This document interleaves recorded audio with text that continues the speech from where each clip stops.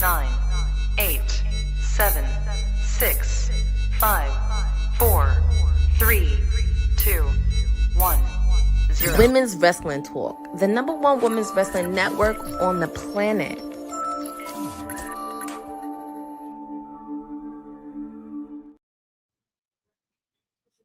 One watch along.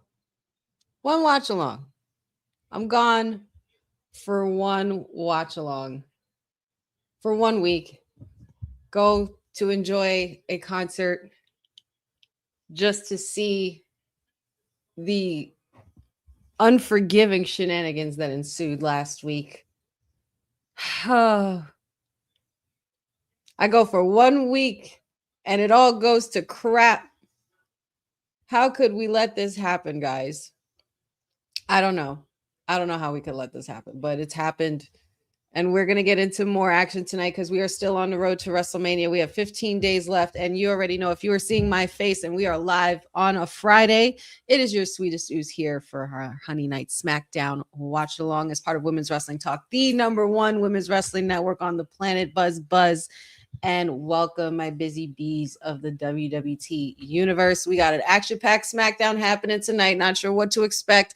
Not really going into it very enthused. I'm gonna be honest with you guys, but let's just see what happens tonight. Raw was pretty eventful. Yours truly was there in the flesh, and there was a lot of shenanigans that ensued there as well. And of course, we're pretty much going over that now. Tonight we're expected to see Cody Rhodes and Randy Orton under the same roof. Drew McIntyre and Jacob Fatu again. I'm not sure how well that's going to go considering how last week ended. Let's see. We also have Michin versus Rhea Ripley. We also have tag team.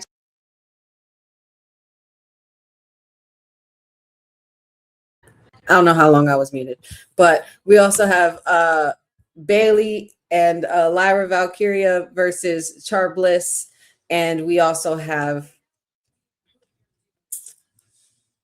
a United States Open Challenge, I guess, for the newly crowned U.S. champion as of last week, Sami Zayn.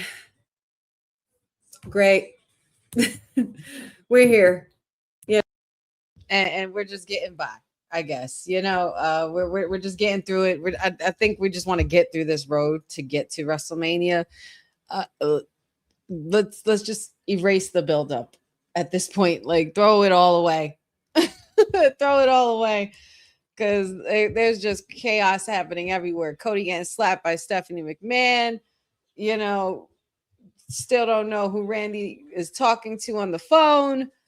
Not sure what else to expect tonight, being that there are only 2 matches that were confirmed officially. But we'll see. There's been a lot going on with the MFTs and, interaction with Tama Tonga and Solo Sikoa. Is anything going to be happening with Tama Tonga and Shinsuke? Like, not sure what's going to happen tonight. Well, judging by the way we're kicking it off, I guess we're starting it off with the big guns, because we got Randy Orton making his way to the ring, and he is home in St. Louis. So SmackDown is live from St. Louis tonight, and there is a pretty big reception there for the Viper. This man got a whole new shirt. Let me tell you guys something. The merch lines are getting incredibly long with every event. Even on a regular Raw and SmackDown. The merch lines were impossible this past week. Completely impossible.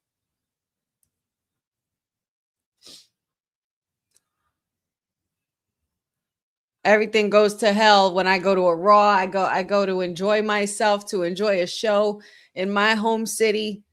I was born and raised in Manhattan, New York, and I go to MSG.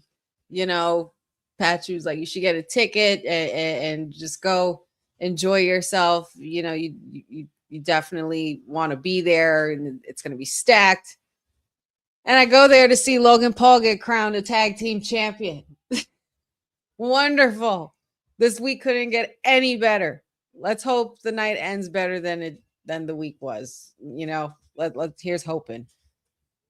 Here's hoping anyway. But the merch lines were extremely long. Extremely long.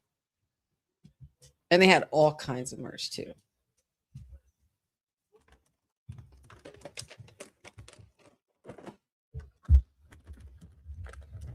Man, I thought it was the right Friday too, Boza.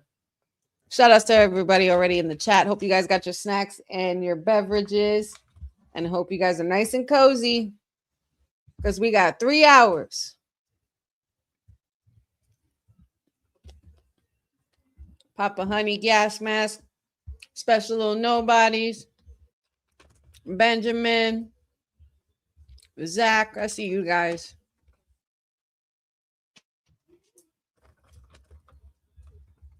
And we will see what the Viper has to say tonight. I don't know what to expect, y'all. I just don't want to see more brawls. You know? I feel like we've seen enough brawls as it is. And enough people going into announce tables. Enough. The shades are on tonight, guys. Sorry. The shades are on tonight.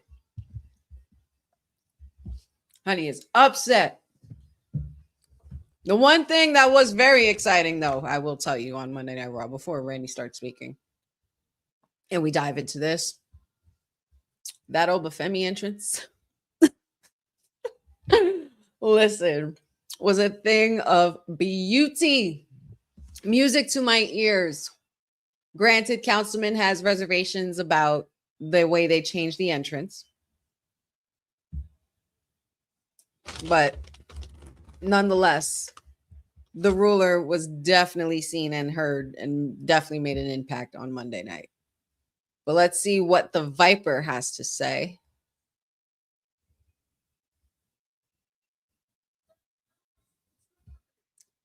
So St. Louis, Missouri, what do you want to talk about?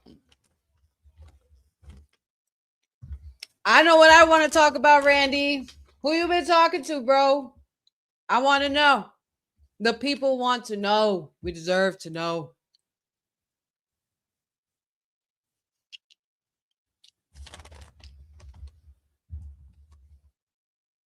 What you got, Randy?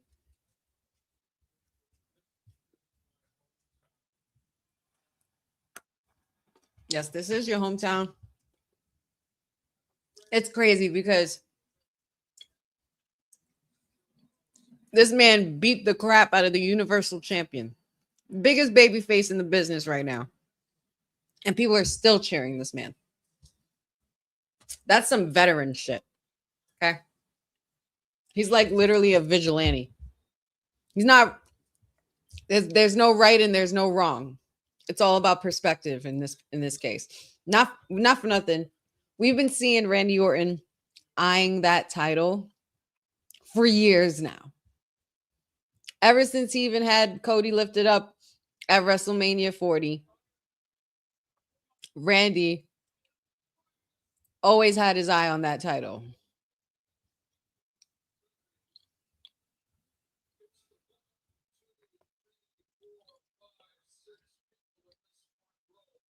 What's up, Mag? I get it, Randy. You don't got to explain nothing. That Miss Kim, Mrs. Orton, Miss Kim, don't got to, he shouldn't have to explain himself.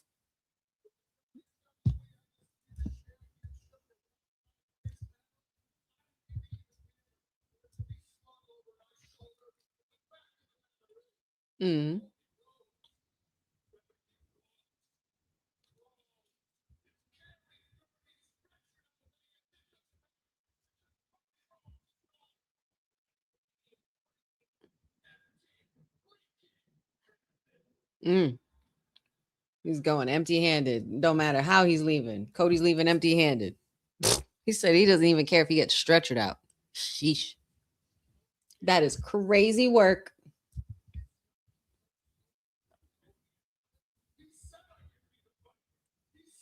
What's up, guys? Doing well, doing well. Hope you guys are good tonight, too. Just getting into the shenanigans early.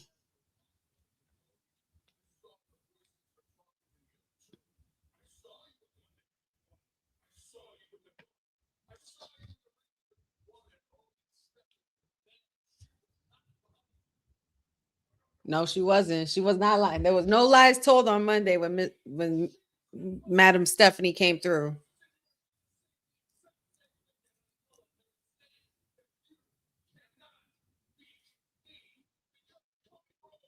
Ooh.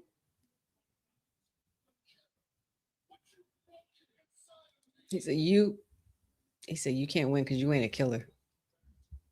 I'm a killer. Oh, oh, oh shit. Here we go. Randy's here. I mean, Cody's here. Oh God. Cody, you all right? You good, bro? That suit, man. You know what, Cody? I am so done with you in these suits. Look at this suit. The color on this, like the dusty gray, pink hueish. Oh, oh my God. The vest is even sicker. Oh no. No, wait, don't bet. He's taking off the suit himself. Like I was literally about to pull a Dion, like, not the suspenders. Oh man, here we go. And we're brawling. And we're going head to head. That's it. Nah, not for nothing. Cody, this suit is disgusting. This is the sickest suit I've ever seen him wear. It's got like a gray with like a mauve hue to it. It's like ombre almost in like certain lights. It looks dusty, but it looks so sick. Who that? Oh, excuse me. Oh, what? Whoa! Pat just showed up and just kicked Cody Rhodes in the nuts.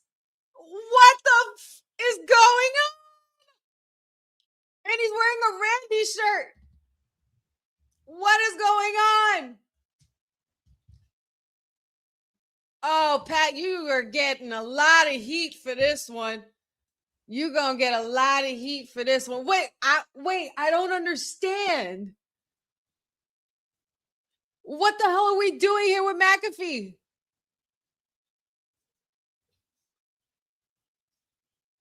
Bro, what? I'm so confused. I'm so confused. He has a mic in his hand. What's he gonna say? He just knocked him with a chair.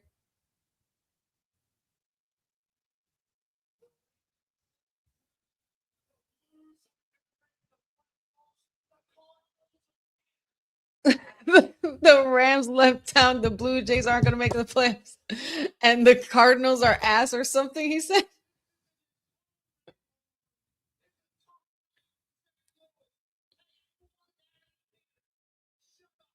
Oh,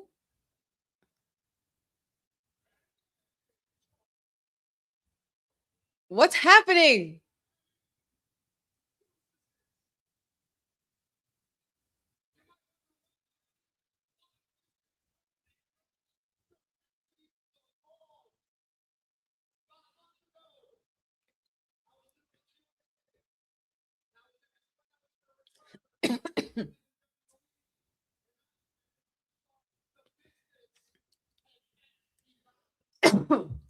Excuse me?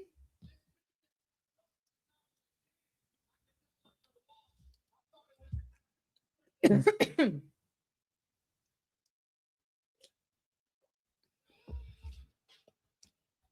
they're just beating the shit out of him.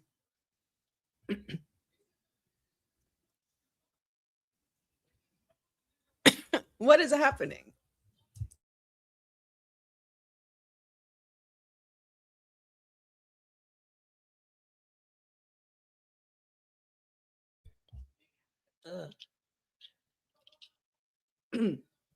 Pat, you're talking too much. What's going on?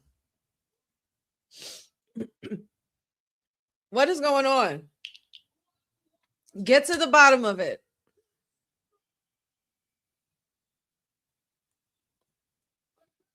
He's just saying attitude error quotes now. He said, if you smell.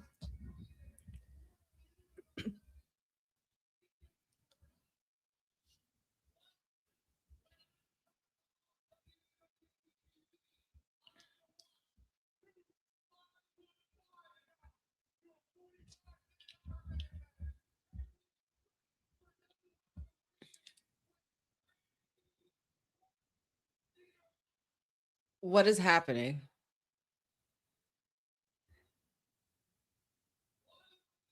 I still don't know what's happening.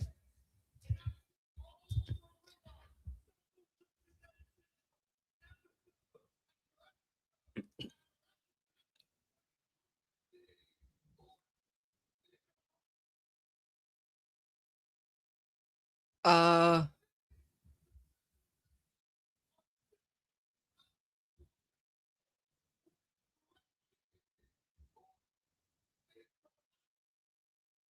what is going? This can't be the puppet master.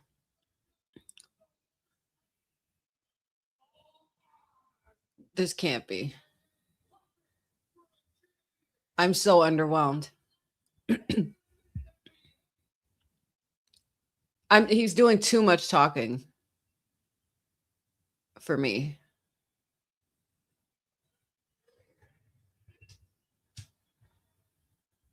And nobody's going to stop this, but what is the point? Yeah.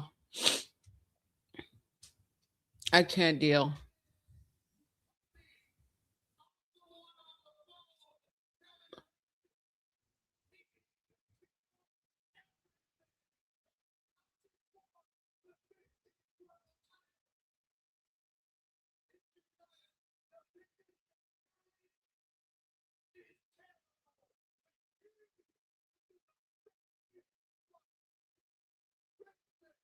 He just cursed on TV. He just cursed on TV. He's so getting fined for that. Nah, I'm sure he doesn't care, but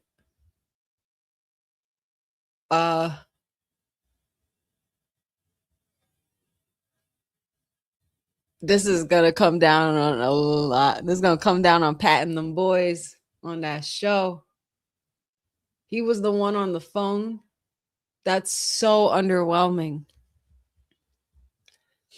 That's so underwhelming.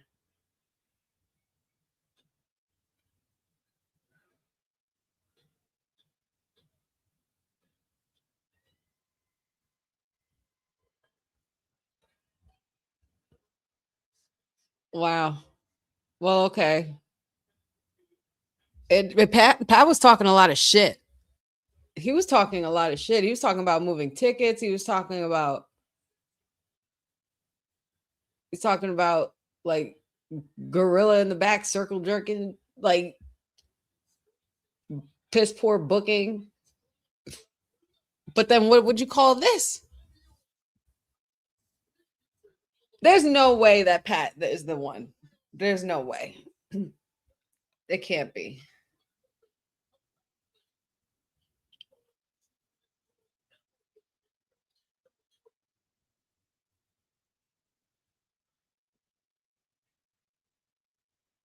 Like, I don't understand. I don't want to believe that Pat is the one he's been talking to. That's a little okay, I guess.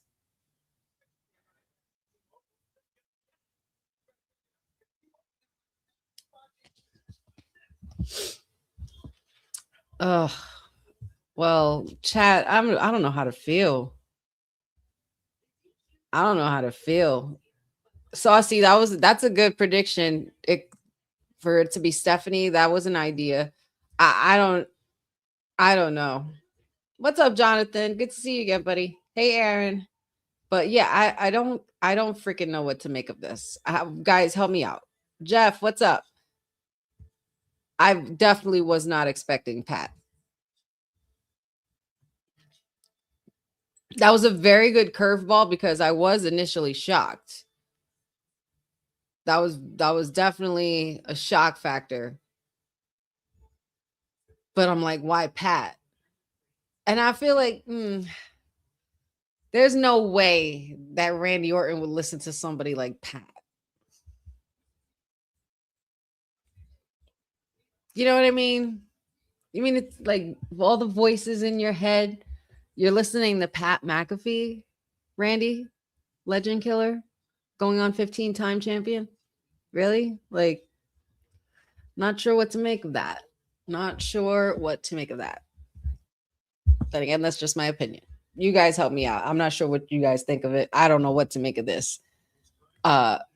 Definitely a good curveball. I guess that was a shocking moment, but it wasn't like I think the shocking moment was the fact that he kicked him. I was just like, what the hell's Pat doing there? And then now, you know, but I don't know. I feel like there should be something more to this. There's no way that it's Pat. There's no way that Pat is the person.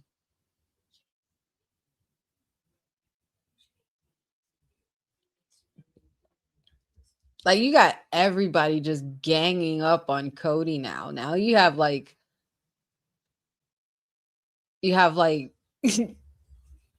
people like literally like sick. Like, it just seems like what they're trying to show us is that we're sick of Cody. And not necessarily a bad thing in my eyes, you know, like, but you know, being one who didn't want him to finish the story in the first place, I mean, I guess this kind of should make me happy, but it's the fact that it's Pat that I can't get past. And Pat hasn't been around in a while. I want to know who made that happen, who made that idea. Kayfabe is going to be, man, I already know Dion and Will are going to go the hell off. This is like, no pun intended, but this is unreal.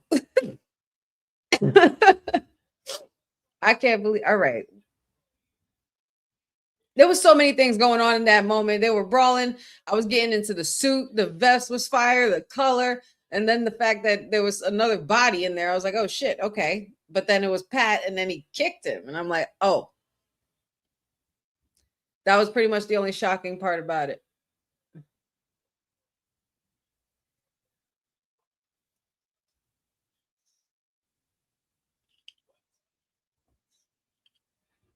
Cody, that suit is sick, bro. You know what's crazy? I feel like,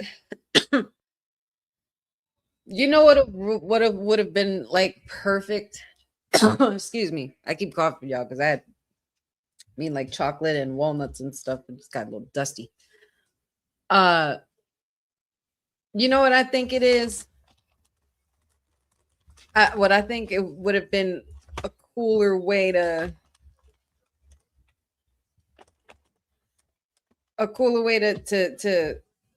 announce who the voices in Randy's head could have came from. And the fact that it was Stephanie could have been a hint, because a lot of people were out there saying it could be Triple H, because he is somebody that Randy would listen to. Now, what crazy storytelling would it be if the fact that all of this was orchestrated by Triple H from the jump in the first place to just bully Cody after smashing his throne years ago in AEW? Just saying, what if?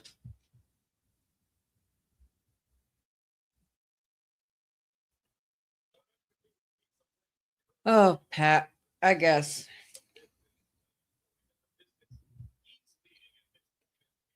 AEW brings back Jericho. WWE brings back Pat McAfee. I can't.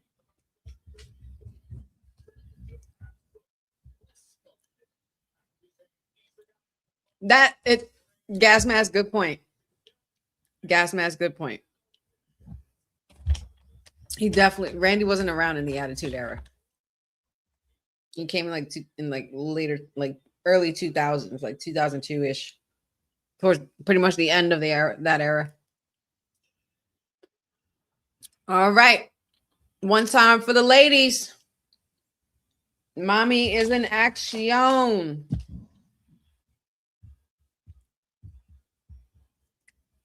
I eat, sleep, breathe.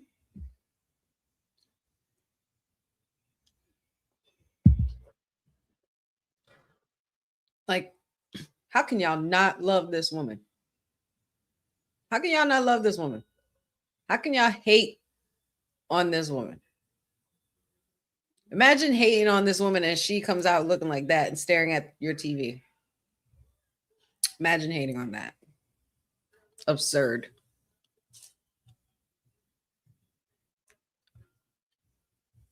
I hope she has backup too. I don't know what's going to happen.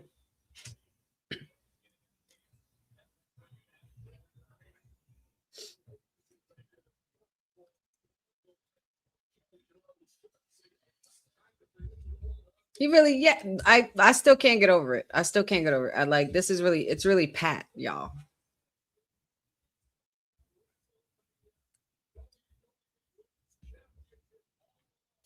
I would have to agree, Courtney. Hope you're doing well, sis.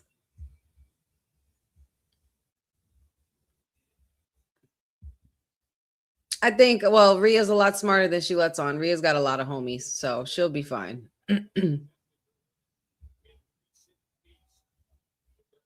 Yes, hair. Her hair is killing it tonight. And that's all her.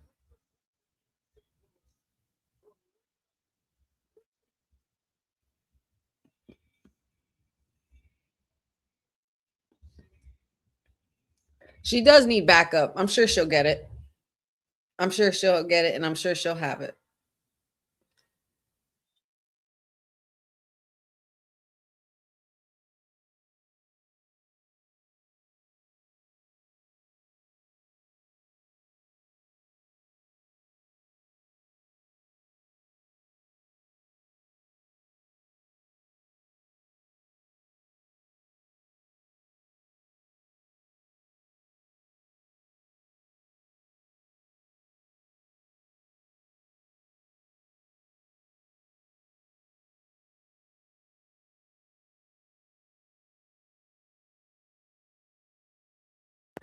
These girls are serving looks tonight, and I'm so here for it. The baddies are in the building, y'all. Can we talk about how, like, Jade, week after week, girl, like, say what y'all want to say about Jade. That girl pulls a look every time. Every time. And here we go. Bell rung. Let's brawl, ladies.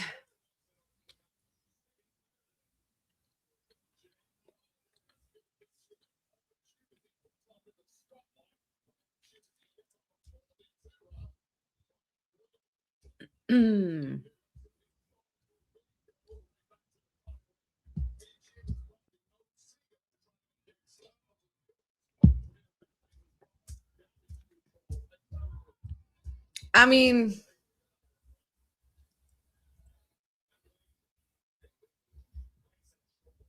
I get. Do we want to really? No, man. I don't want. Don't let it be Io or Kyrie, like, and Kyrie, like I don't want. No. I'm not sure who would have to be, but she might get jumped again. Just know that, guys. Oh, there she is. Come on now. You see what the look, and you know what? This yellow baby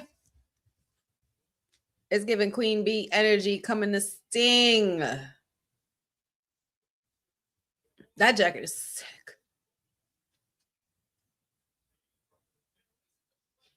Oh, nasty suplex there by Michin. German suplex.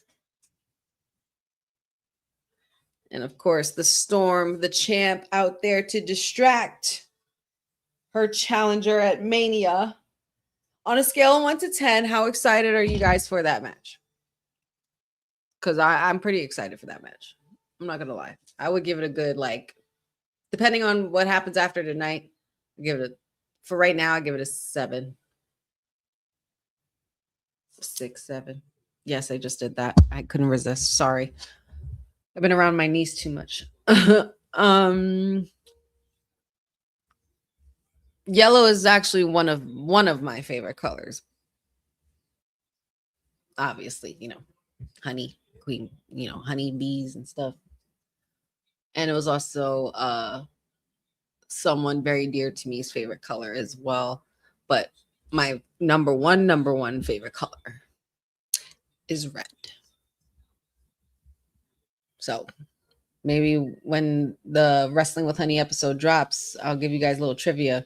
Have you guys see if you guys remember what my favorite color is.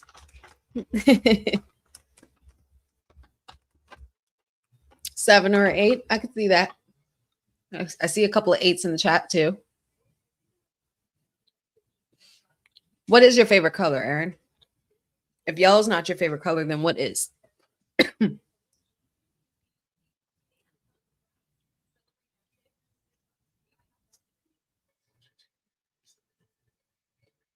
Amanatu gives it an 8. Not going to be able to watch what? WrestleMania? Excuse me.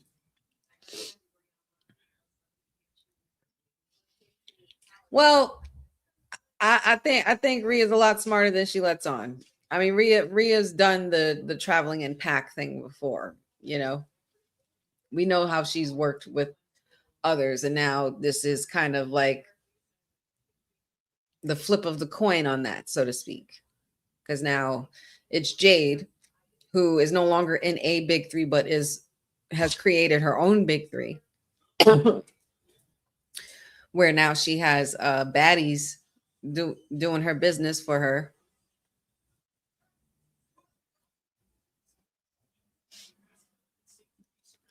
Yeah, Michin can work, man. She's so good. Ooh, violet. That's a nice color.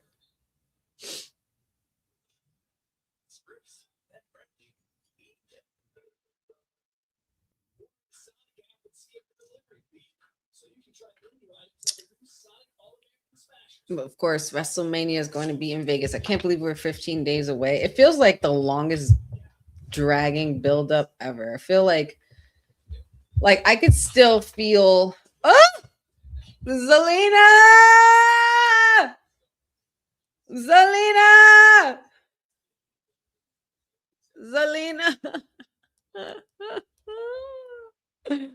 Oh, girl. Like, come on. Come on. Y'all not telling my girl nothing, man. She's another one who can pull a look like, ugh, nasty. I just pull up my phone and then this is up. I'm just like, oh, you can't just come out the blue, just slay me like that, honey. Ugh. Where's she at? Where my people's at? You know what? Yeah, we need them. Well, they better be on SmackDown tonight. Where they at? Michin is giving Rhea a run for her money. I tell you that. Jade, this look is you. This look is for you. Like, this girl has not missed a look since she got here. Like, the one questionable one, I would even say, the purple one was really cute. The fur could have been a little less, but it was still essentially gorgeous. And it was just like, so like, ugh. Like, I can't deal with these. Like the beauty in all of these women. Every last one of them. Oh, we got Uncle Howdy. Uncle Howdy's in action versus Tama Tonga tonight. Yay. So exciting. So it's going to be one-on-one. Love that. See, now that just made my night. Rhea looking to power it up now. I hope B-Fab is ready for what's going to happen next week. Yeah, they just put it on the bottom of the screen there, Boza. Ooh, nasty headbutt there. And it's usually Rhea giving the headbutts. Oh my God, she gave one back. With a wicked smile. It's about to be over. Poor Michin, she's about to get dropped. Going for the razor's edge.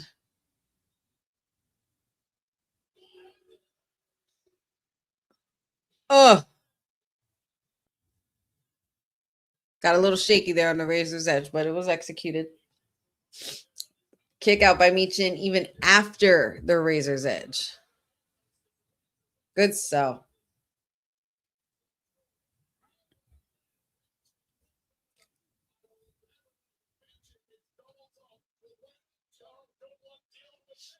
Well, she didn't. Well, she didn't land on the neck. Like it wasn't like the EO landing. That shit was crazy. That was rough. Shout outs to EO for being a champ too and continuing. Hope she's all right. You know, as far as we know, there was nothing medically wrong, and she ended up being okay. So, thank goodness for that.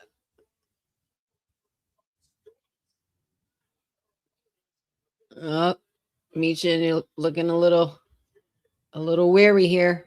Oh.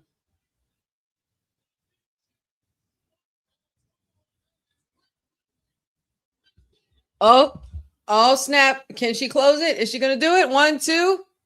Oh, kick out. Kick out by Rhea. That was a very close call.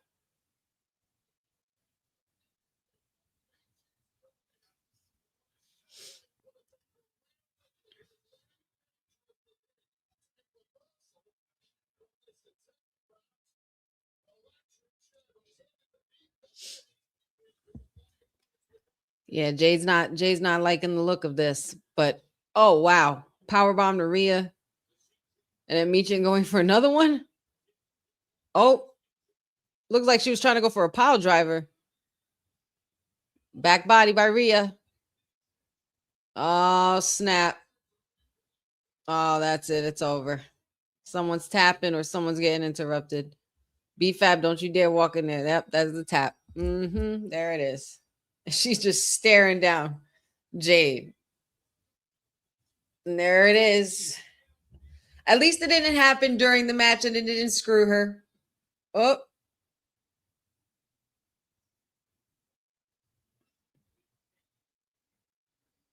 Oh, come on. Not for nothing. The fact that there's yellow and black being worn, I feel a kind of way. If I'm Naomi, I feel a kind of way. Just saying. Just stirring up the pot, you know, a little bit.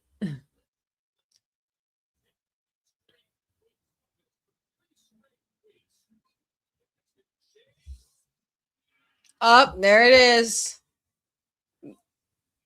Told you Rhea's got friends.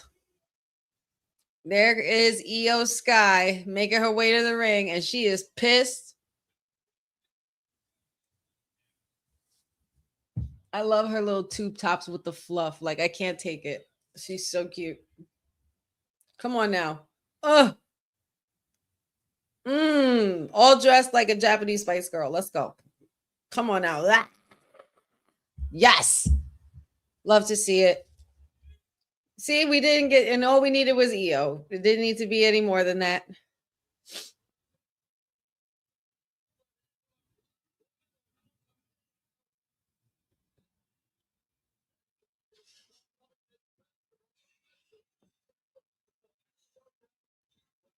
Well, another match down, another night closer to the biggest night of the year. Hey, Matt. There goes Matt Cardona. Oh.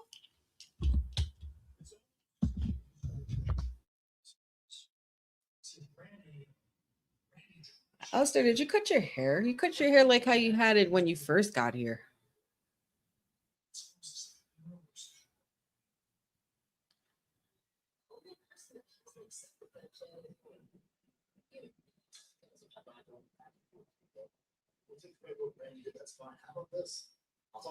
Alistair's taking credit for what Randy did.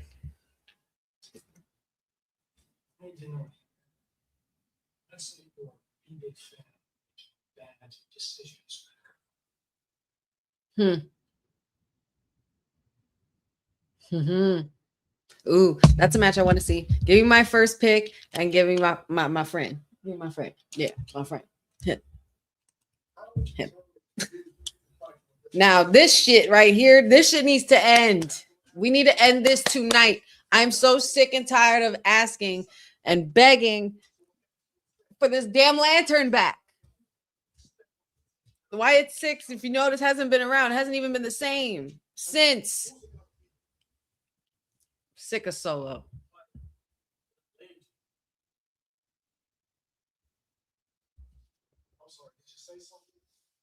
Okay. Why are we fighting for that? Exactly, Tama.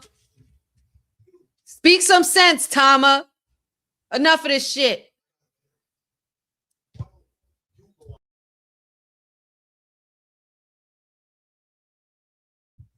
Fuck out of here.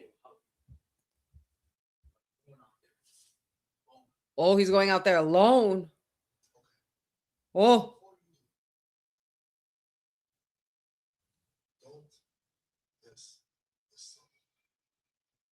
And what? Solo. You getting too comfy.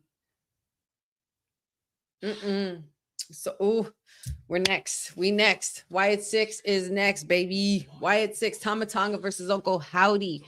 And Tama Tonga was speaking a lot of sense. Talk your shit, Tama, because it's nothing but the truth. Why are we fighting for a lantern?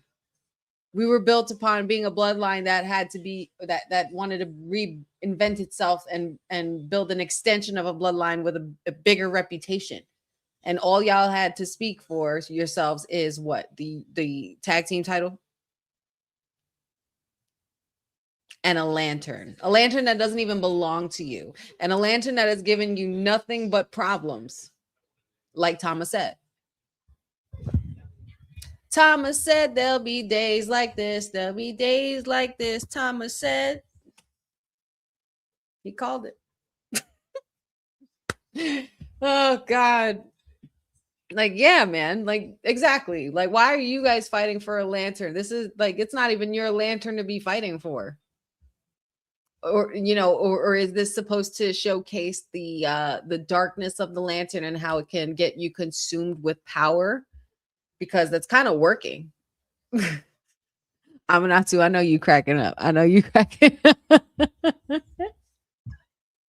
It's about to go from Timu bloodline to Tama bloodline real quick. If Solo don't act right. Solo could go solo if he wants to. But Tama said there'll be days like this.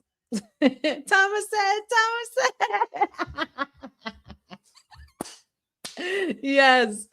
Yes, I'm not too. See, this is why we're right, girl. This is why we're right here. I have a feeling like you and me were little rascals in another life. Like, I have a really good feeling about that. Because the shit we laugh about on the chat in the chat, and then even in like in you know chats via socials, like crack me up, girl. Crack me up. Shout outs to you. Oh man. All right. Well, just like that, it's about to be 9 o'clock. We're already our first hour in. It kind of doesn't feel like an hour went by. But so much shit did actually happen. So, okay.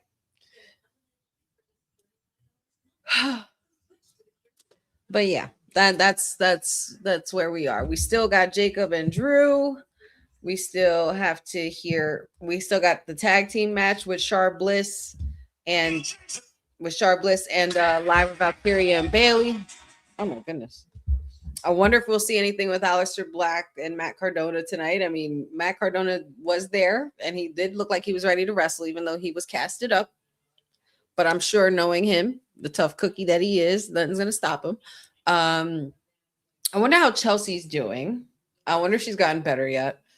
Or when is she planned to be, or expected to be recovered by, at least. I'm not sure. But then that's right. That's why I forgot what else we got, because it's Sami Zayn and the United States title open challenge. So, but yeah, so we have those 2 things still left. Those 3 things left still, and a bunch of others. Who knows what else is going to happen? But next up, after this commercial, when we come back from this commercial, we have Tama Tonga versus Uncle Howdy. So who you got, guys? I know who I got.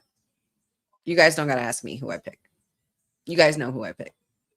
Who do you pick? Let me know in the chat.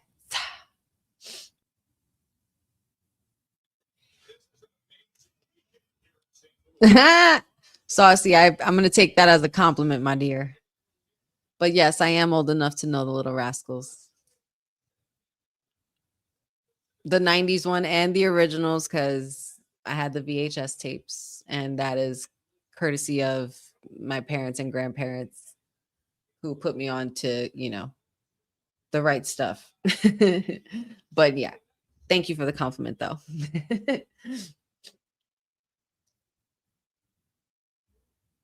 You don't owe EO.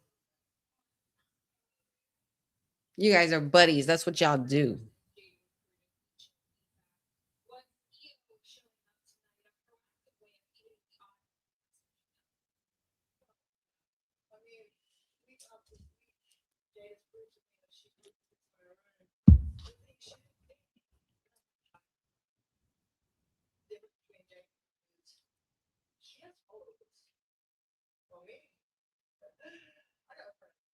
She said, Jay got followers. I got friends. I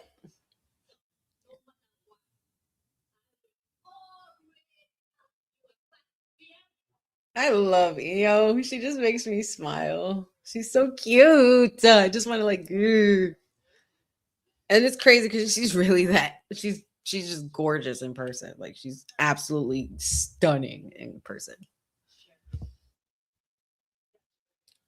Let's go, ladies. We out. Rio out to celebrate tonight after a great victory. There he is. We couldn't even get the song tonight. We skipped Bray's song. Like, that's a thing. How could you? That's it. All right. Tomatonga, meet the fireflies. And you know what? Shout outs to Tomatonga for having the gall to come out by himself. To me, honestly, he's my favorite one out of the MFTs.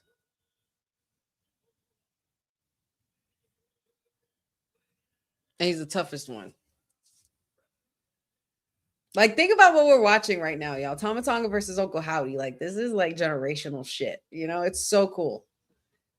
Even when without realizing it, you're literally looking at generationally born sons of the business.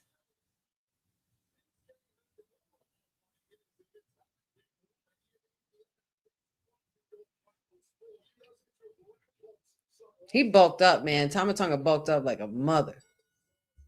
Because that's not how he looked when he arrived. They're trying to shape him for heavyweight work. Oh, Howdy trying to go for that mandible claw early.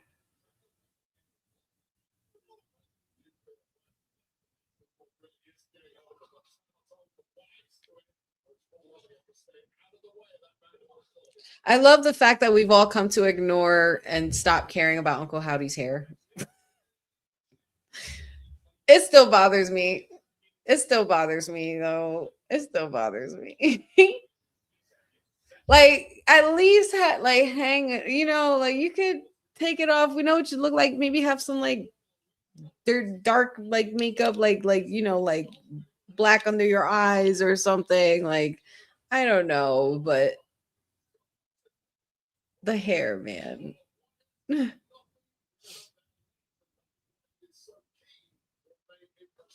What's up, Lynette?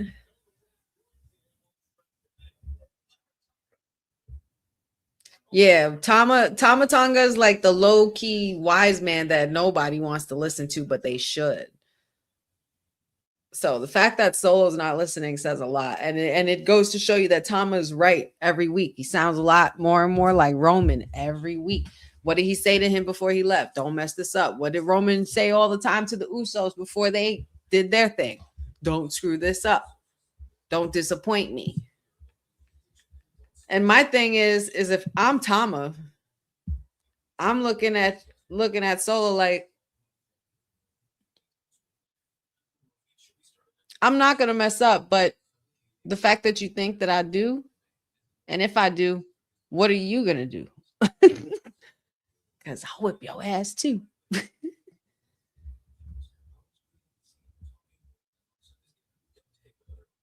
Everybody's pissed off about Pat McAfee. See,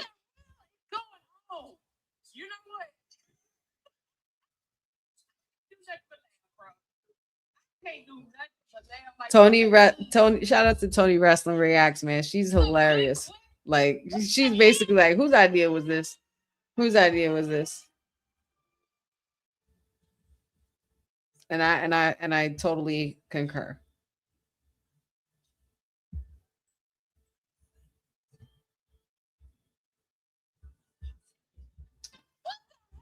It says, what the hell?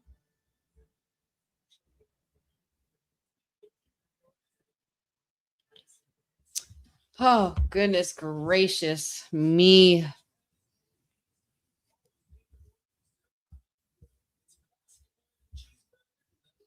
I did not see that Julia has a match or anything like that. Nothing was announced as of yet. As of right now, we have Uncle Howdy versus Tama Tonga. We did see an interaction with Aleister Black and Matt Cardona. I don't know if that's going to be something to look forward to tonight, maybe next week, I'm guessing, but there's still 2 hours left. We still have Jacob Fatu. We still got a women's tag team match. Jacob Fatu and Drew McIntyre. We have a women's tag team match, and then we still also have the U.S. title challenge. Yeah.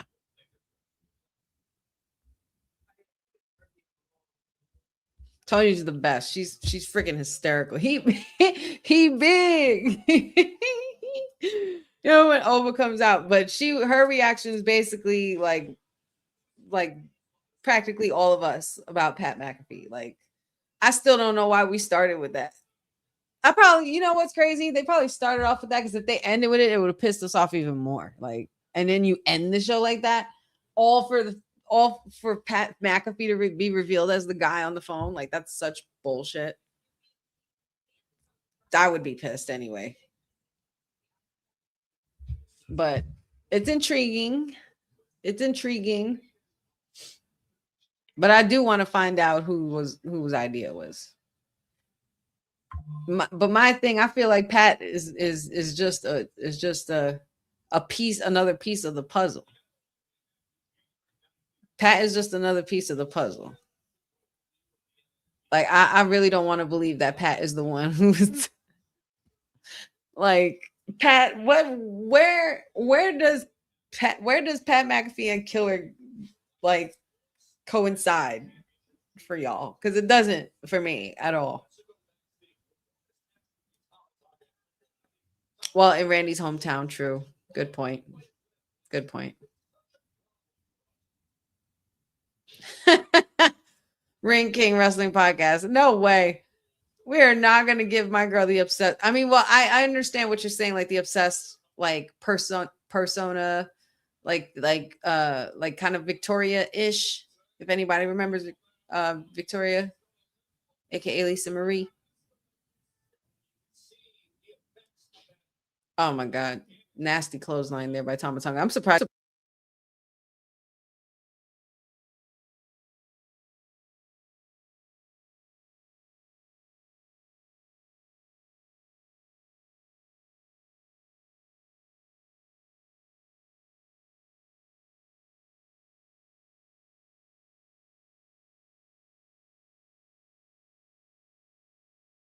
That's not like, I could use a t-shirt that like a wrestling t-shirt that's not all black. Maybe I want that that Roman Reigns one, that 2021 throwback tribal chief one. But that FAF5 goes pretty tough.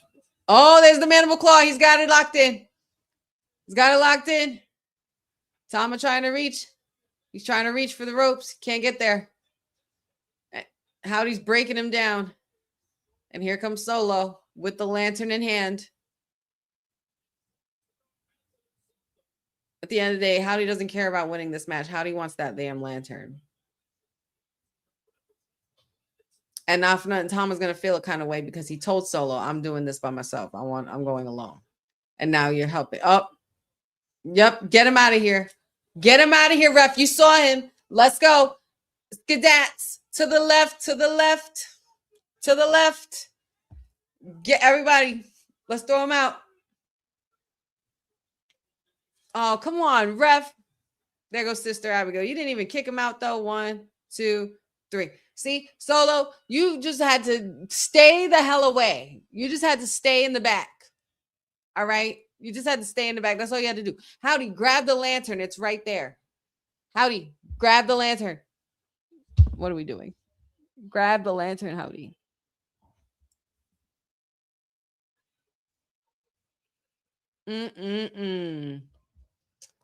Looks like Solo cost his family member.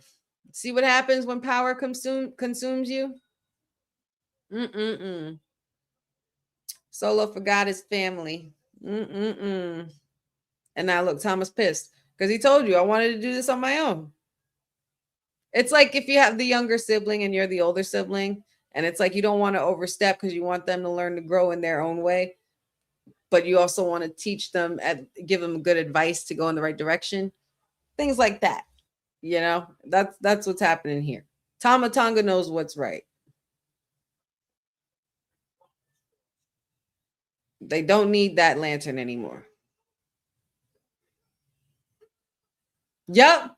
Tama Tonga gave it back. Period. Enough.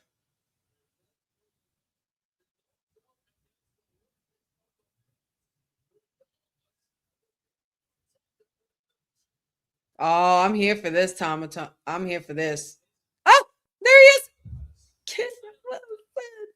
Come on, everybody. Get it in motion. He's here. I'm a true real man. Feel it in my motion. Miz is actually not suited up properly. His hair's disheveled. He doesn't believe in himself anymore.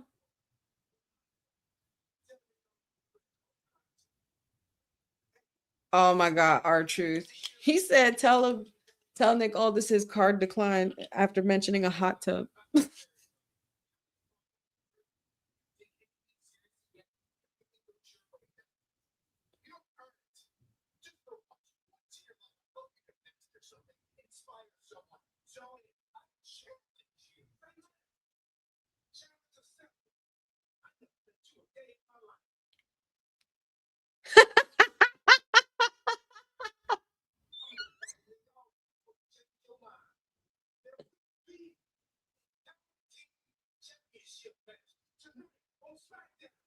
Oh, Lord. He said, I challenge you to master something, inspire someone, and zone in. I challenge you. And he's saying he challenged him to a match. Now we have the tag team titles on the line. Oh my God, they have their own handshake? Stop it. Stop it. I'm here for that handshake. Ugh. All right, guys, this is pretty much the end of our show. No, I'm kidding. This isn't the end of the show. I'm just saying that because I know Sammy's next, but a lot to unpack there with R-Truth. First of all, R-Truth saying challenge accepted. And then he goes to Kit Wilson and says, I ain't never met you a day in my life. talking to the Miz and talking shit. That's so good. So good. So good. Great. But now we have Damian Priest and R-Truth versus Kit Wilson and the Miz. And now Sammy's next. I guess this would be a great time to take a little bit of a break, right? It's been an hour. You get up, stretch our legs a little bit, go refill our beverages, go refill your snack bowls, get some chips, whatever else you need to get comfy.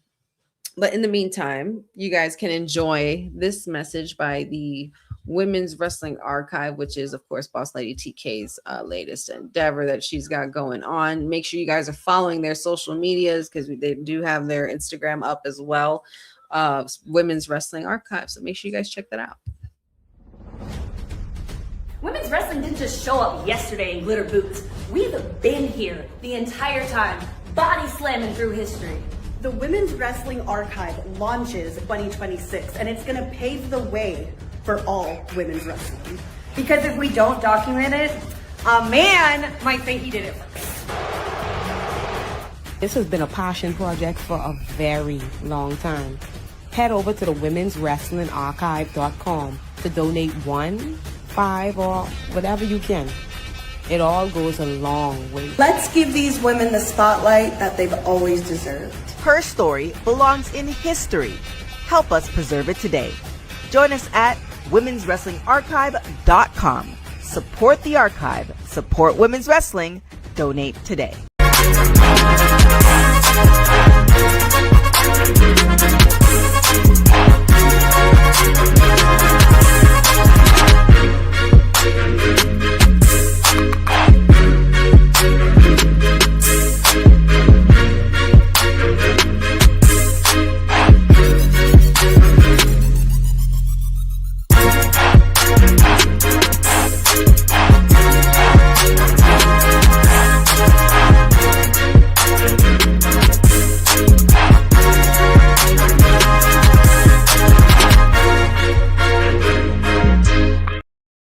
womenswrestlingarchive.com. Make sure you guys go check it out and support to help us preserve the legacy of women's wrestling for generations to come, past, present, future. $1, $5, $10, $20, $100. Any donation would help. Oh boy. And here we are, another night. Second hour to go.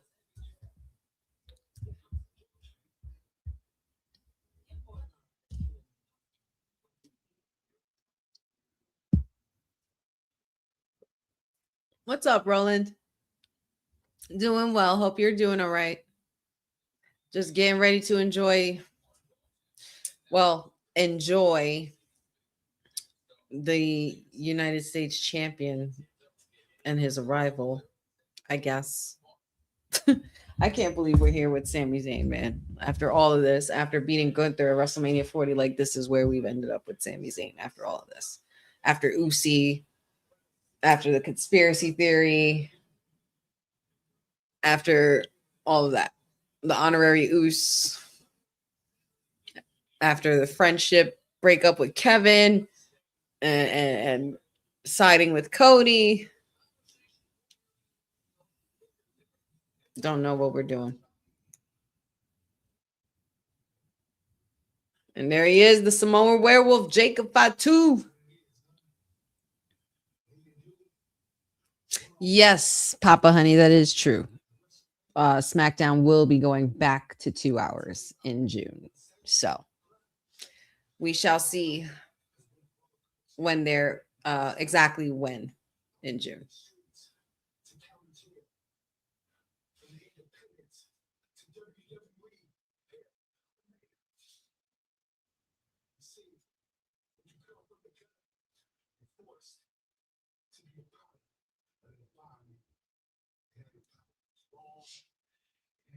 Yeah, apparently 2 hours again, guys. I know.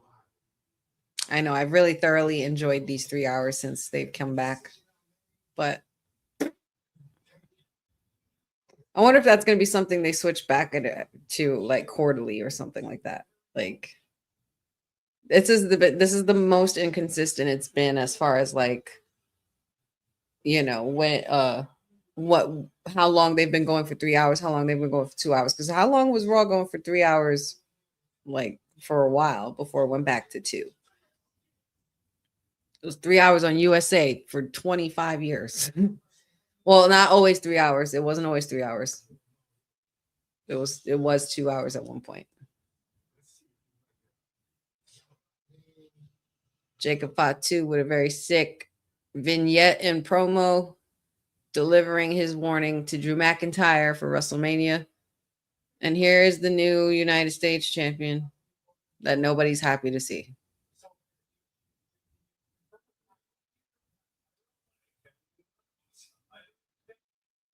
Did he say he heard he has pyro?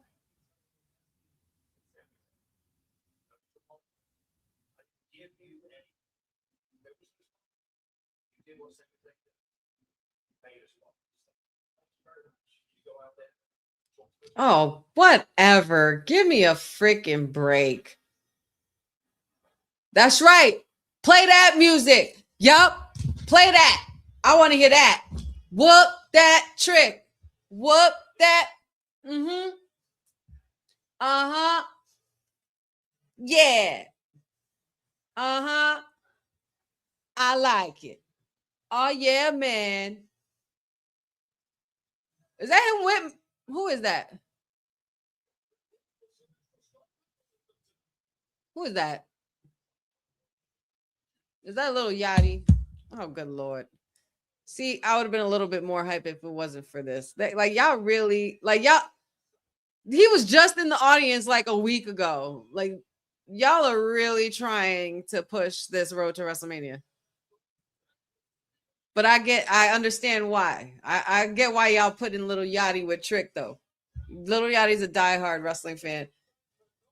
And Trick is very heavy in the hip hop culture as well, too, because he also raps and performs as well.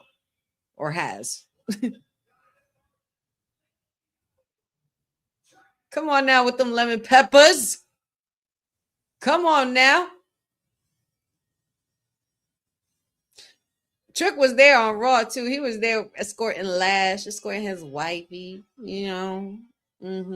They was looking fly as hell. And then of course fans had to like spoil everything and swarm them all the way to their Ubers. They kept doing it to all of them. And I ran behind those people just to be there to shout, let them through, y'all, let them through. Like that shit gets me so annoyed because if I was a superstar, that would piss me off too. Like I'm just trying to get into my cab. Like they were swarming Liv. Like they were everywhere.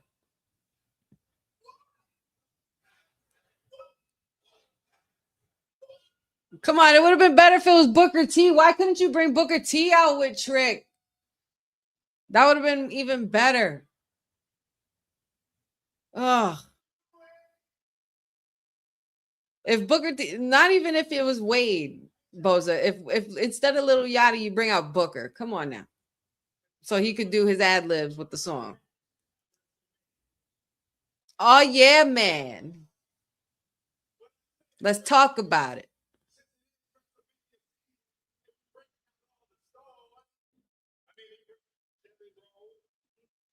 I mean, honestly, Papa Honey, I'm not saying I'm condoning it, but these are the stars of today. This is what this generation likes.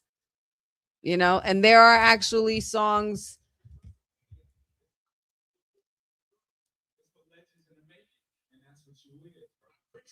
And I mean, I understand.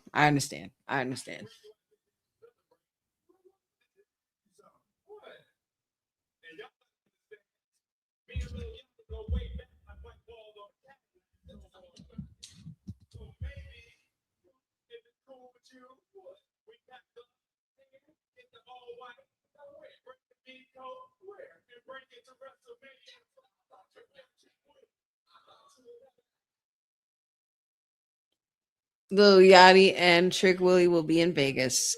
Sami Zayn's about to come out and go off right now.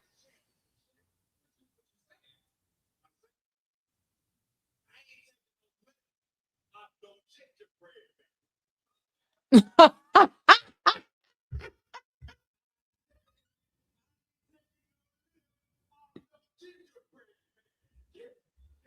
said I ain't taking no lip off no gingerbread. Oh shit. Oh shit.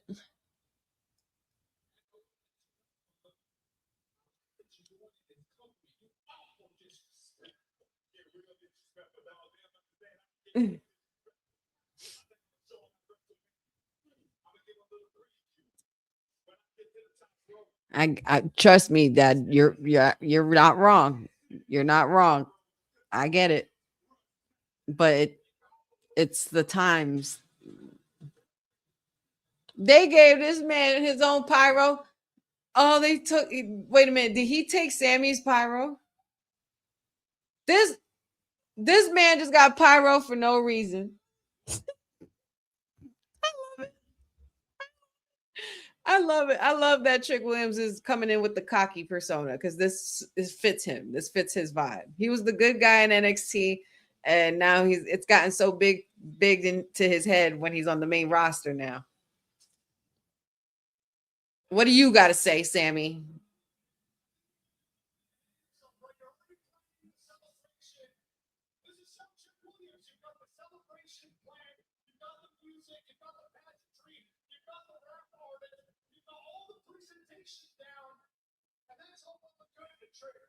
But you don't have a title.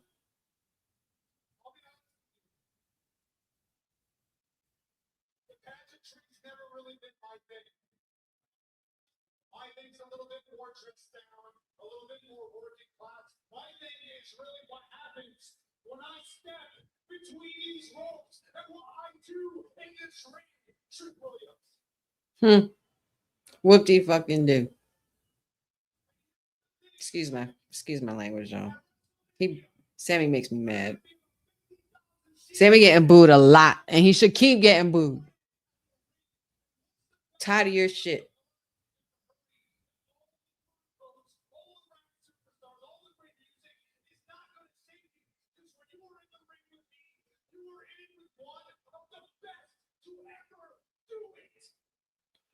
Oh, I thought you were an underdog.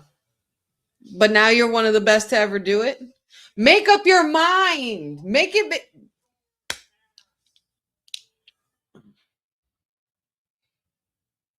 Am I wrong? Am I the only one? Chat. He's pissing me off. He's making me so mad. 1 week he's like, I'm the underdog. Next week he gets a new shiny new toy and he's just like, I'm the best to ever do it. You're the best United States champion. You're not even that, Sammy. Like, how are you the best to ever do it? How are you the best to ever do it when you're the underdog? That makes no sense whatsoever to me. Sammy's pissing me off. The condescending, and you know, it's like he's turning into the conspiracy theorist, but worse because he actually believes like that he was wronged. Oh shit. We got Mello in the house, and I know he's not happy either. Look at these young NXT babies all grown up. Look at it. Former US champion right there, y'all. All because they don't want to put Trick and Mello one-on-one just yet. If that's what I'm hearing is true.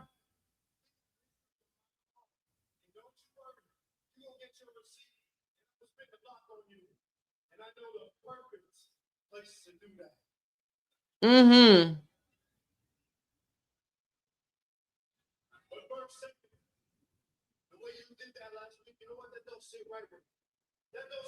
Yeah, that's so crazy, Jeffrey. All three of these men are former NXT champions. That's nuts. That's how long Sammy been here. Like stop this underdog shit.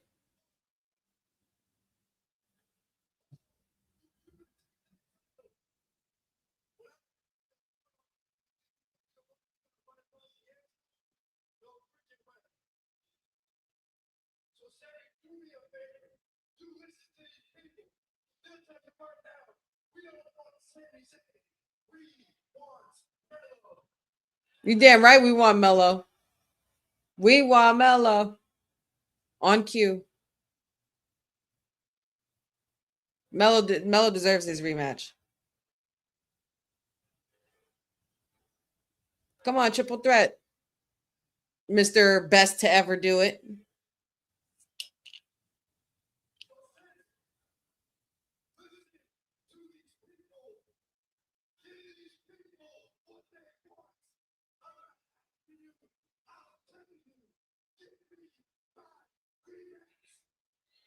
Period. Melo's not playing. Mello is not playing tonight. Trick is stupid. I hate Trick. Already told you, you know this is not a secret. I think the world of you, I do. And I agree with you. You did. You carried SmackDown on your shoulders for what was it, 9 weeks, 10 weeks? Every week, you did open challenges. You did phenomenal. I take nothing away from you, and I 100% do think you deserve this. I do. But here's the thing. You had the open challenge. I answered it, and I beat you. Oh. And in doing that, I punched my ticket to WrestleMania. I'm sorry. I genuinely am sorry that I gave it your expense in any way. But the fact is, this match is already official. So you want a rematch of the United States Championship? I'm happy to give it to you, but it's gonna have to wait till the other side of WrestleMania. Who are you to make that call? You're the one making matches now? You choose when you want to open challenge? Like, boy. Ugh, Sammy, if you don't get out of my face.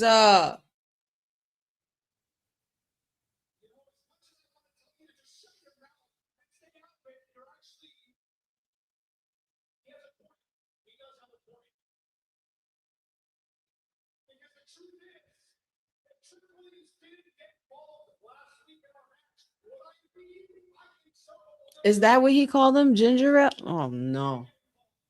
Not ginger ale.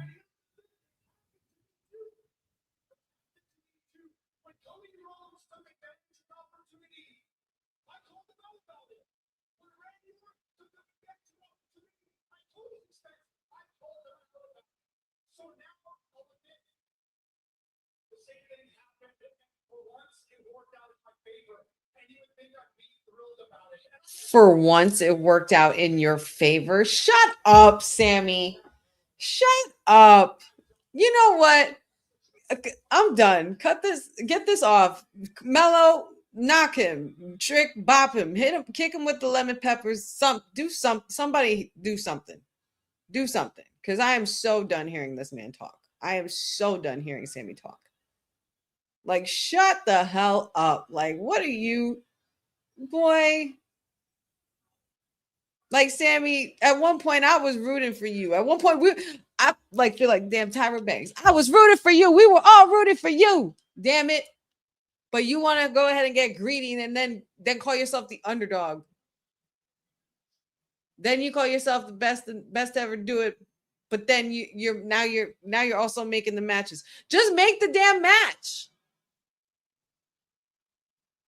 Hurry up. Get this segment over with.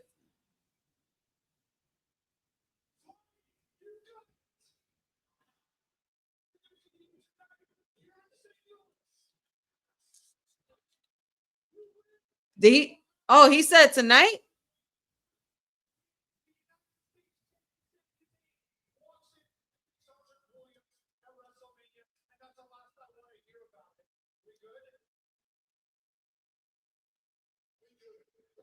I ain't shaking your hand. Right. Thank you, Mello. We good. That's all you had to say. All you had to do was agree.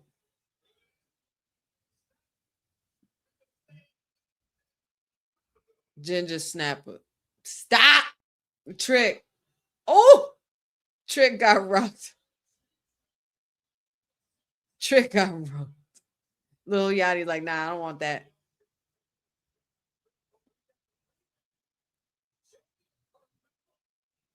I guess. Well, we got a rematch tonight then. What's up, Frederick? I haven't seen you in here in a minute. All right. Tama, stop playing with this man. Tell him enough. Period. It's done.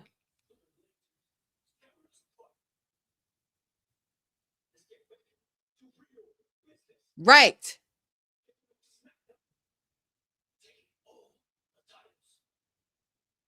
Come on now. Like, what have we been doing? Like, y'all just been bullshitting. You're damn right he's right.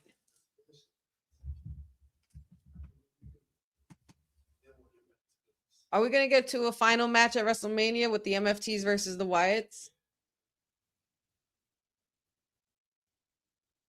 Why are you looking at Tama Tonga like that? Oh. Huh?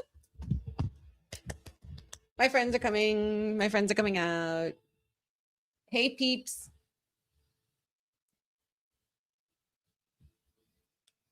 I'm just hoping I just pray every week for the cameraman to get it right.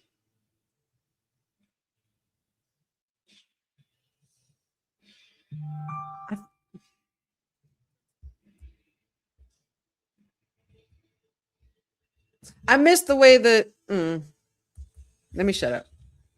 Ah, okay. Okay. I see what y'all did. That was better. Come on, you pirate witch. Selena. Girl, you look good.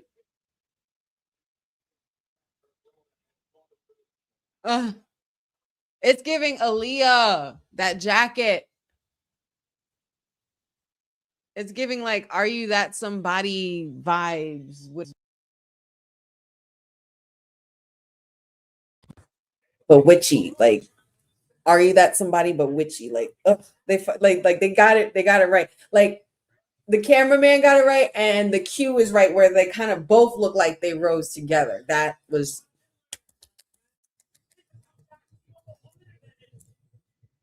I love y'all. I love them.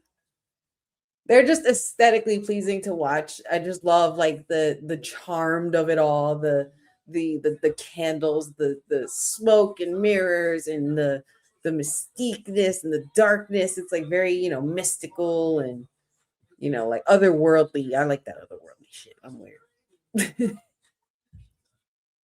They did listen to you, Gas Mask. They technically did.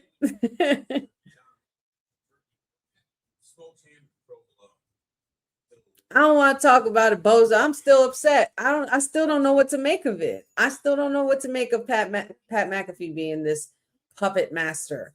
And it sucks because, like, why would you even call him a puppet master? Like, you're Randy Orton, you're the legend killer. Like, Randy ain't no puppet. So I can't even call Pat McAfee the puppet master. I would just say the caller on the phone. Like, that's what I call him. I'm not calling him no puppet master because I don't think he can master puppeteering in any kind of way, like as far as like, controlling a superstar. Like, there's no way. And this is a legendary superstar at that. I get it. Maybe you're bringing him up and stuff like that, but I still don't see the alliance and why it's formed. But I can't help but wonder if it would lead to something bigger, and maybe Pat McAfee is just a smaller piece added to it. I still don't know what to make of it, y'all. I really don't.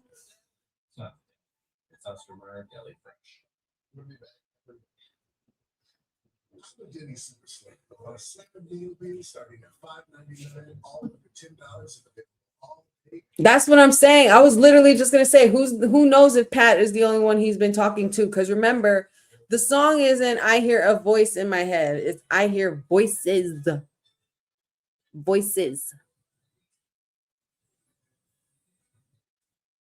But, well, yeah.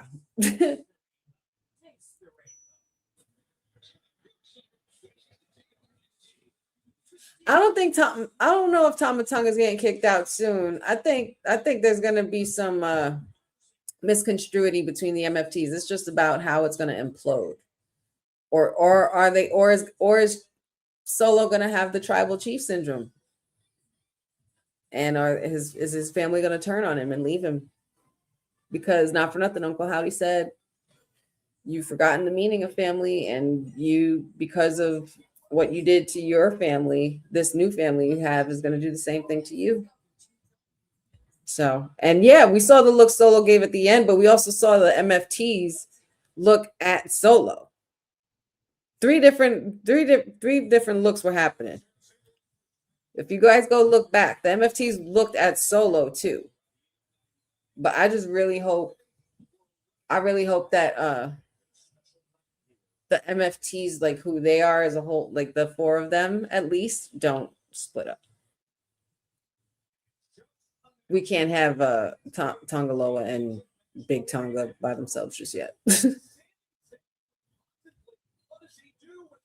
Sami Zayn risking it all for the United States Championship on the line against Carmelo Hayes tonight, officially made. We got Matt Cardona versus Aleister Black up next. And I'm sorry, but my number one pick's going to be taking another fall tonight, especially because you're already weakened with that cast, my guy.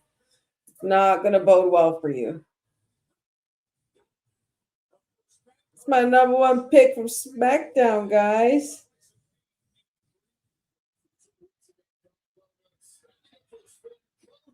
The Indie God. So who you guys got for this match? Aleister or Matt Cardona? I got Aleister. Aleister for the win. He's going to exploit the shit out of that arm, and Aleister will win. That's my pick.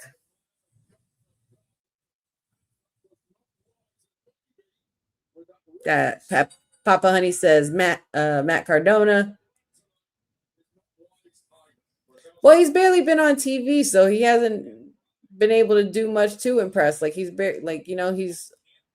he was here and there.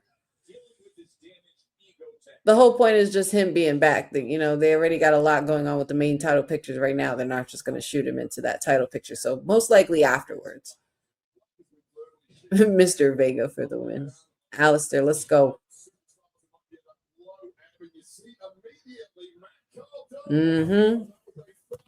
Watch out now.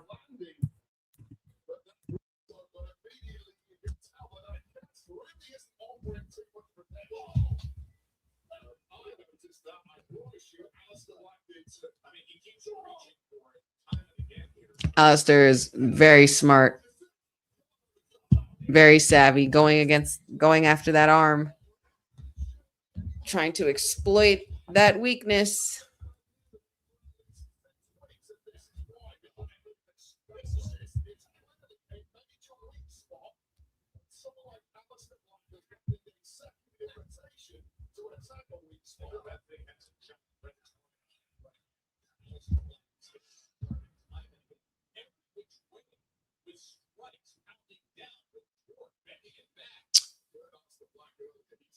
I like the change in Aleister's gear.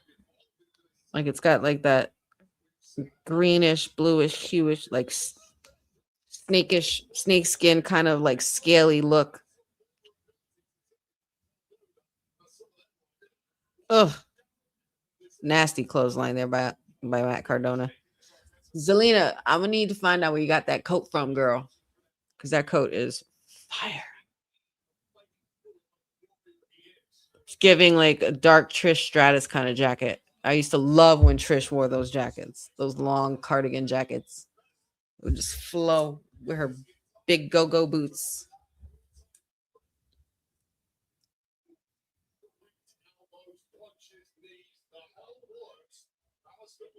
Well, Saucy, it depends on what you're into.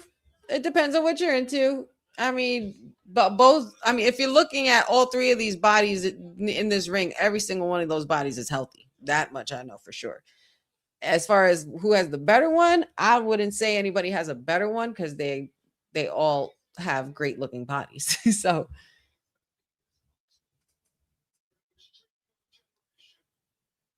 oh yeah. You already know, Papa Honey. No matter how scary Aleister is, that a Latina wife can sometimes be a little bit scarier.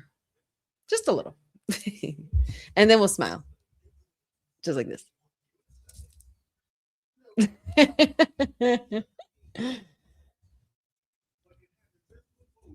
I literally just saw that. D-Ron. That just popped up on my notifications.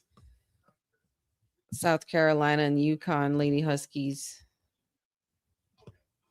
It sucks because I like the Huskies. I have a Husky, so I like the Huskies.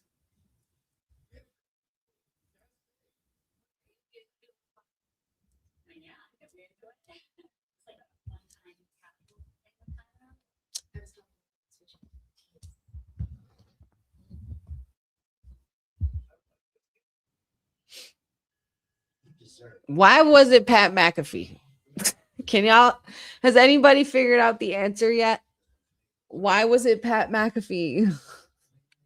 There's so many other things that they could have done. Why wasn't it Pat McAfee? Ugh.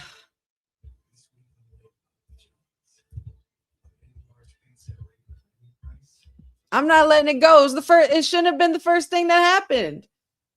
Oh well. Now y'all gotta deal with it. Y'all gonna deal with it. Okay.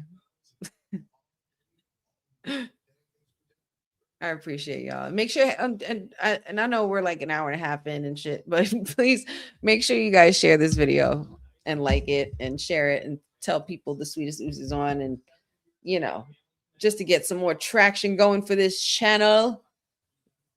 WWT and the gang at Kayfabe, we got a lot of cool things going on. A lot of wrestling to cover. There's a lot of there's just a little bit of a lot of everything. A lot of traveling for some folks in the team and everything like that. So it's just been trying to keep a handle on things and keep everything running.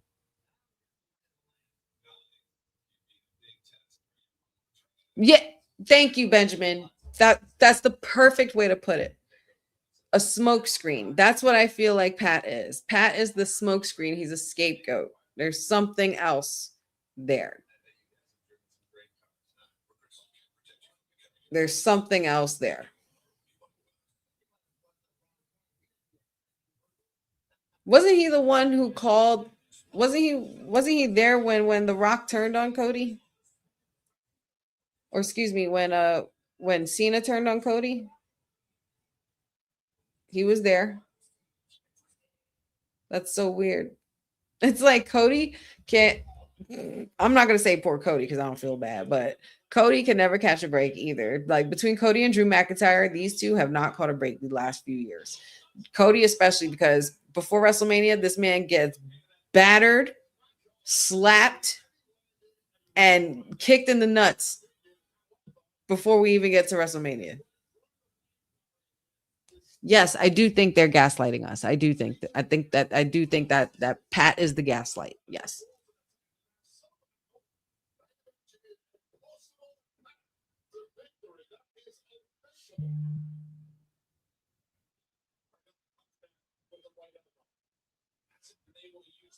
We still got Jacob Fatu and Drew McIntyre. Jesus Lord. We still got the tag team match. It's 9:30.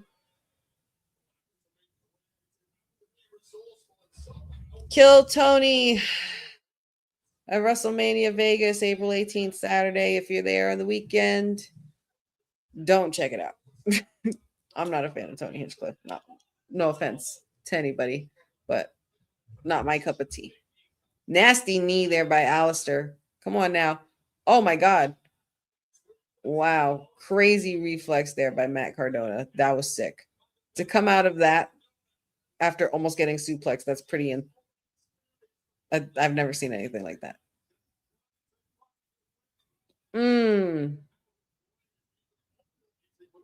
Nasty kick to the face. Going for the pin. Alistair with the kick out.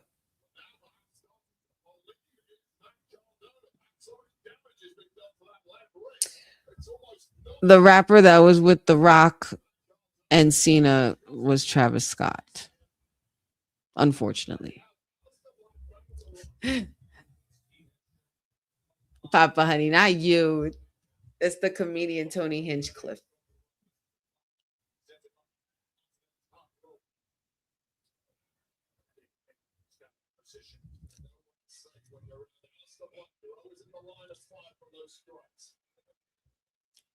I don't know what we're doing here. Oh. Courtney, I love you. Also known as Kylie's baby daddy. She just had to put that in there.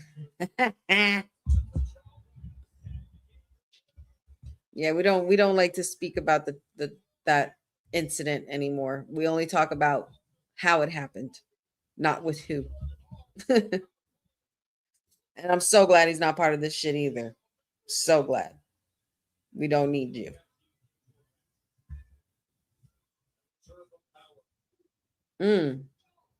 Another knee by Alistair. Alistair going for a suplex. 1, 2. Oh, he's still holding on to that arm. Oh my God, he's trying to break his arm. Oh, he's got a hold.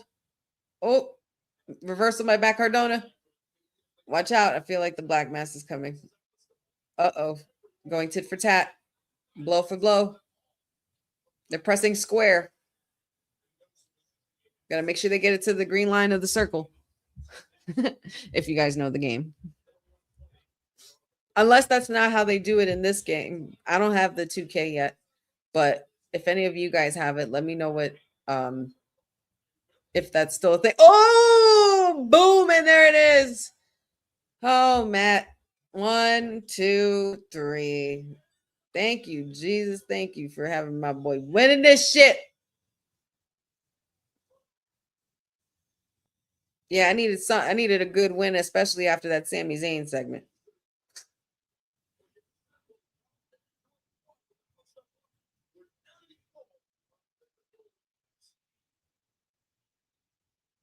Yeah, Alistair's been working. Alistair's been working. That was a good black mass too.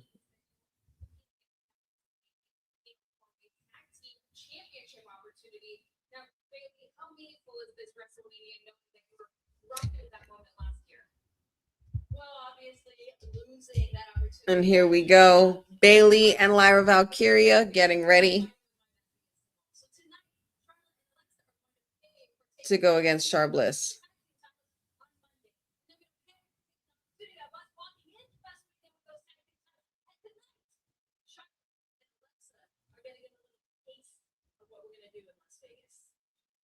I'm just gonna say it. Charlotte and Alexa's friendship. If they had been through any of what we've been through this past year, there's no way they could still be saving today. Also, this WrestleMania is about more to the friendship or even gold. To me, it's about making up for what happened to Bailey last year. Is it me, or does it seem like when either one of them talk, whether it's Bailey or Lyra, when either of them talk, the other one is looking around like, like they're not, like they're like, yeah, okay, you know?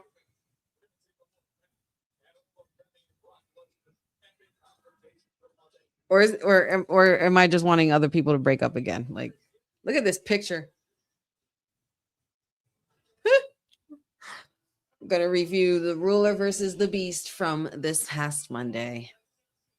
Oh, yes. And don't forget to set your clocks, set your timer, set your notifications, set your watch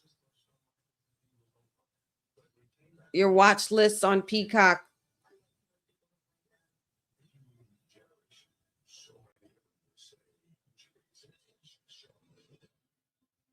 The Heartbreak Kid Becoming Shawn Michaels, new documentary coming soon on Peacock. Can't wait to see it. Cannot wait to see it. April 13th, it will be premiering. So make sure you guys check that out and support our favorite, the one and only HBK. Our beloved Heartbreak Kid. I don't think I ever get tired of hearing about the story of Shawn Michaels, because it's such a great story, and it's a story that we almost didn't get the Shawn Michaels. I was talking about this with Papa Honey earlier too. We almost didn't get 2011 Shawn Michaels. We almost didn't get the retirement match with Rick. We almost didn't get the career versus streak. We almost didn't get, the end of an era. We almost didn't get a lot of really good moments and things that happened when Shawn came back that second time, because you think about how far he's come in the business, from being, from being a solo star to then being part of a tag team, to then breaking out, to being one of the greatest of all time, to being one of the most entertaining and most freaking unbelievable, phenomenal performers in the wrestling ring. It's like he was meant for this business. And the fact that we almost never got that second half of Shawn, we probably wouldn't even be looking at this documentary right now. We wouldn't even be looking at the NXT we're looking at right now. We would not be looking at, well, we wouldn't have had to deal with, you know, that showdown, that, you know, that debacle at least. But for the most part, for the career of Shawn Michaels, like, is something to is the stuff of legends, and it's something to be said about being a man who was so down on himself and, you know, was so broken and going through a lot of pain and going through a lot of issues in his own mind and stuff like that, to then be able to, you know, come back out of it, find God, you know,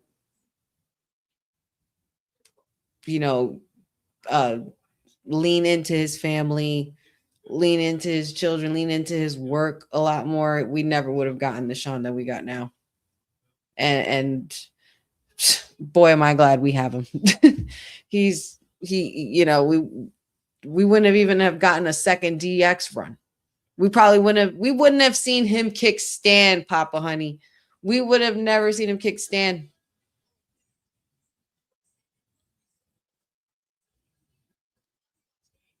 What do you mean, Boza? What does Mandy Rose got to do with it? What happened? What I miss? You're right, Jeffrey. We never got Shawn Michaels versus The Rock, and I'm wondering if that was on purpose or not.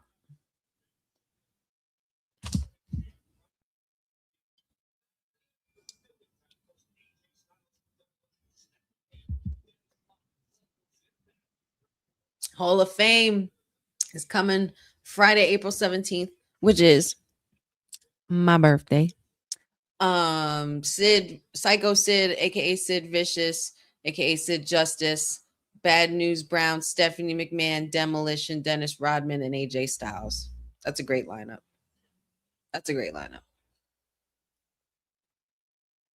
They're really building up this match, and I love it. They're building this, like, why WWE? Why isn't this the main event? Why isn't this the main event?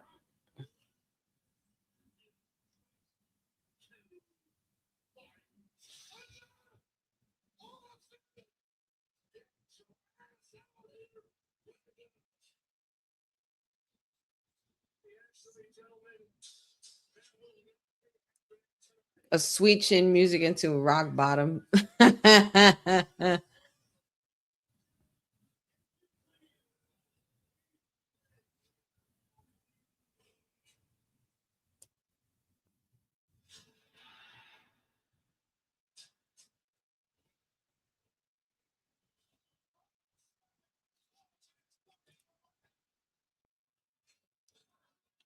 They're showing that poor young man that got tossed.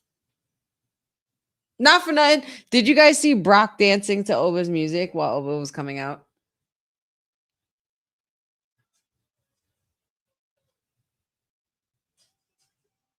Look at that poor young man. Like, boy, you went viral.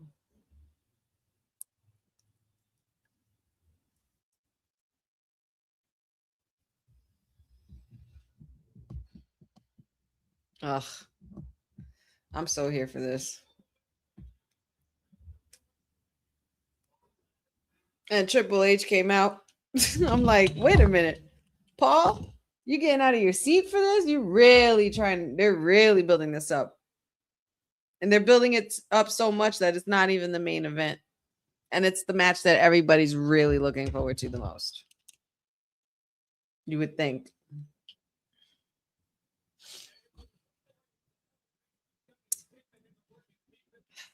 Beast and Ruler. And you know what? I'm not scared and I'm not worried. I think I'm convinced Oba's definitely winning this. Oba, he can't lose this. There's no way. I wouldn't book him to lose this. I feel like this could be the beginning to kick off Brock's farewell.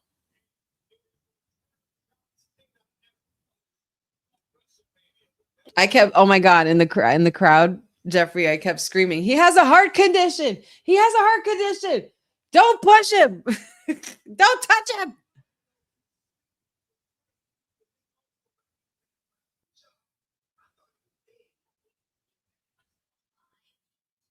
What did he say? He thought who was dead?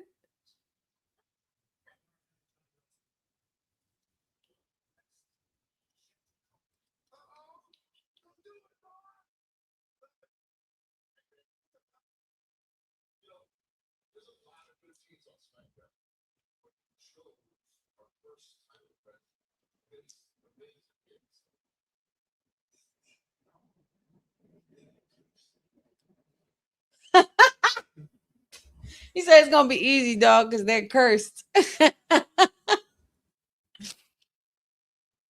said, I thought Johnny was dead.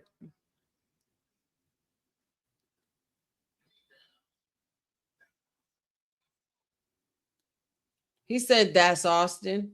Oh my God.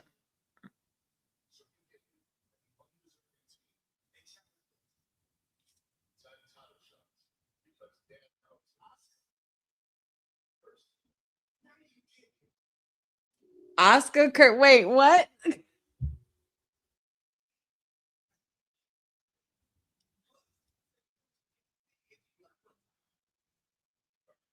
I'm so confused.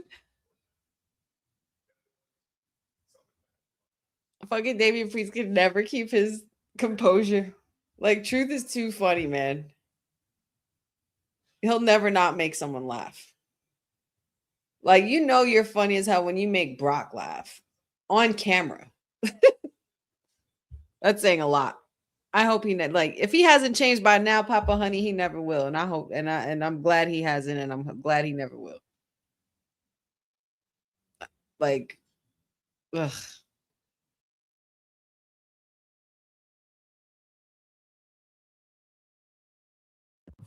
All right.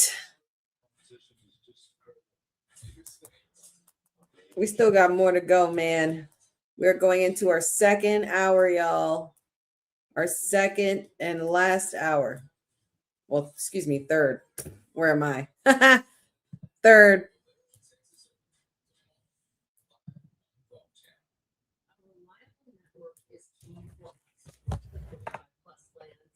There's still so much more going on.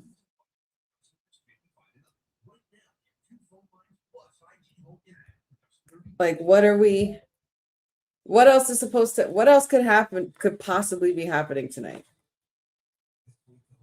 We still have Jacob and Drew and this tag team match. Unless those are going to be the final two things. I feel like there's going to be one other match in there somewhere.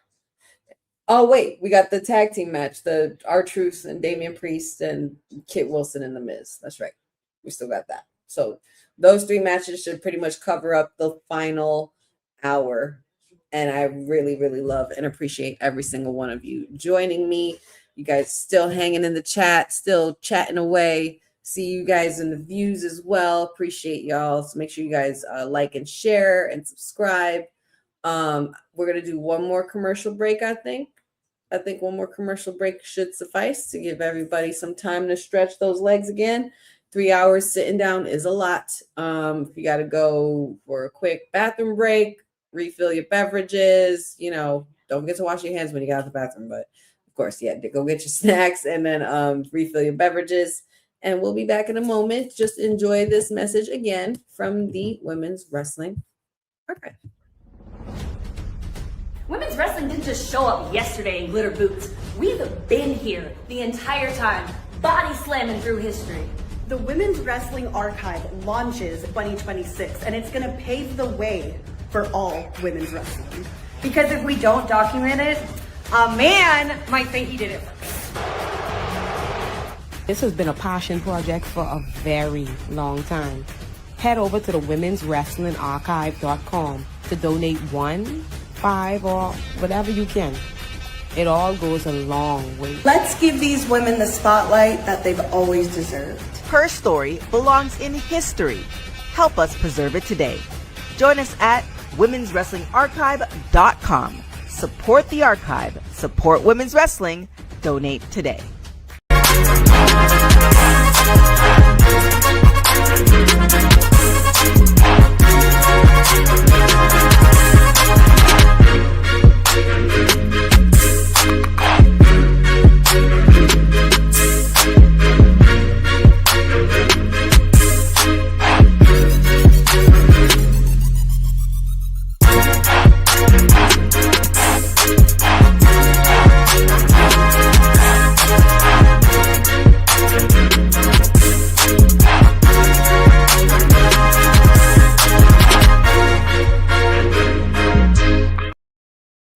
And we're back. Support the Women's Wrestling Archive, womenswrestlingarchive.com. Also follow them, Women's Wrestling Archive, on the socials. They do have their Instagram page open as well. Follow for more.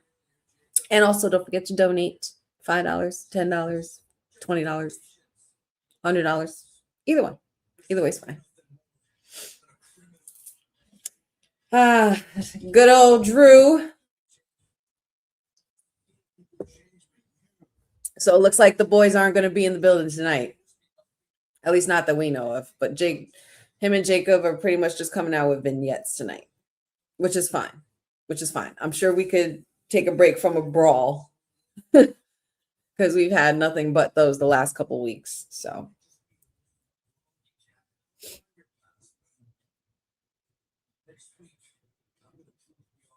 The U.S. title match is the main event.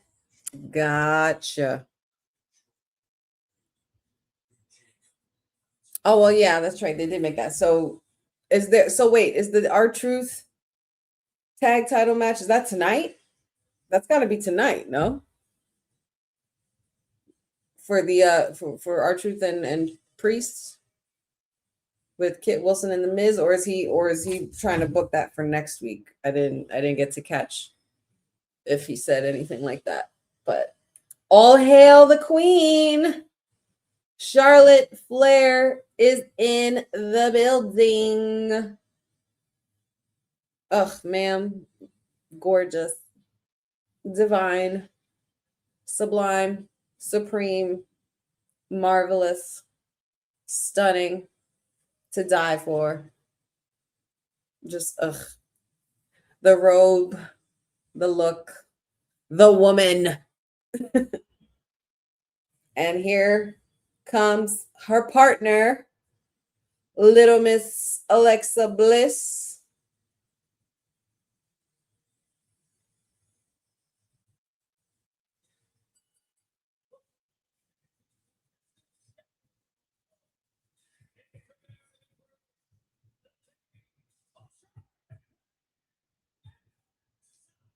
Now, will these two prevail and win back their titles? Come on, Charlotte. Ugh. I like this suit. I like this suit a lot. A lot. Oh, I can't look at that.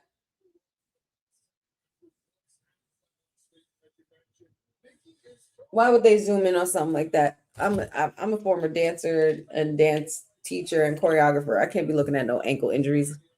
Oof. Yes, come on. Alexa and Charlotte, they both had one had their hands up here, the other one had her hands up here, and then they just both like dropped them at the same time. They look so good. Charlotte looks good tonight. I don't know what it is, but that suit also is everything.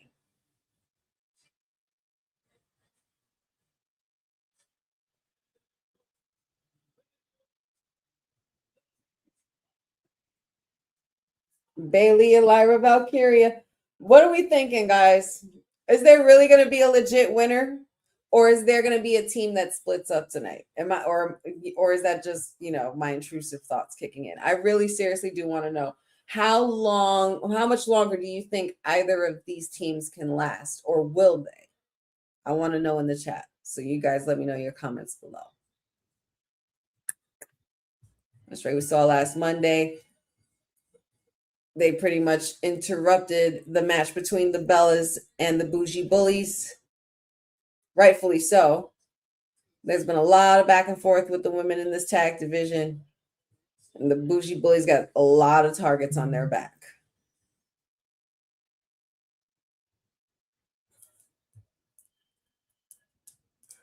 All right, let's ring the bell, ladies.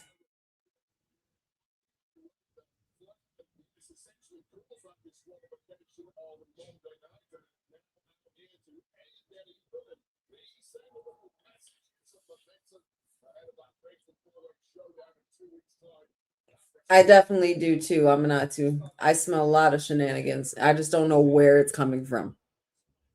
It's that.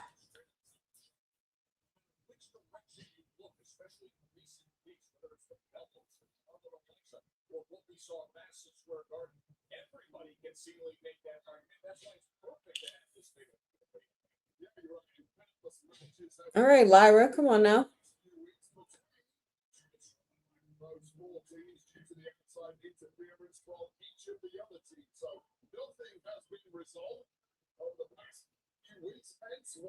Oh, wow. All right, well, Lyra's really showing her ass so far. Like, and to be able, I guess it would be easy to work with someone like Charlotte Flair because her and Charlotte are so different in agility and size that it makes for a beautiful dance in the ring. Like her and Lyra's set there look really good.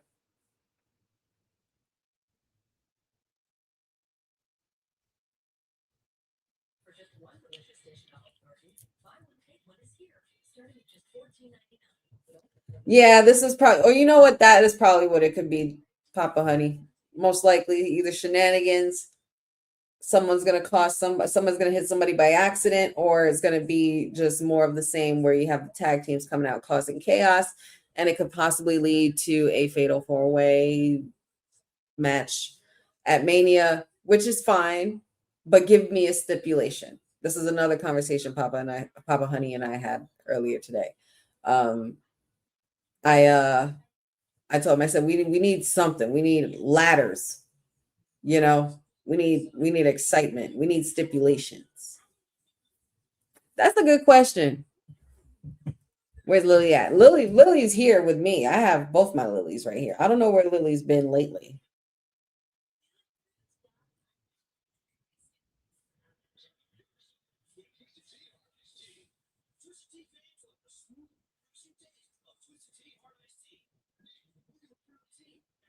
I agree. I think I would have to agree with that, Gas Mask. I would have to agree with that.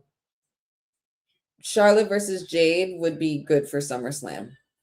That's heating things up for the hottest party of the summer for WWE for sure. That's pretty big. And they've been teasing it, but they've been running into each other a lot more frequently now. So as soon as this whole business is done with Rhea, I'm sure we're going to be aiming for Charlotte next for the next big one.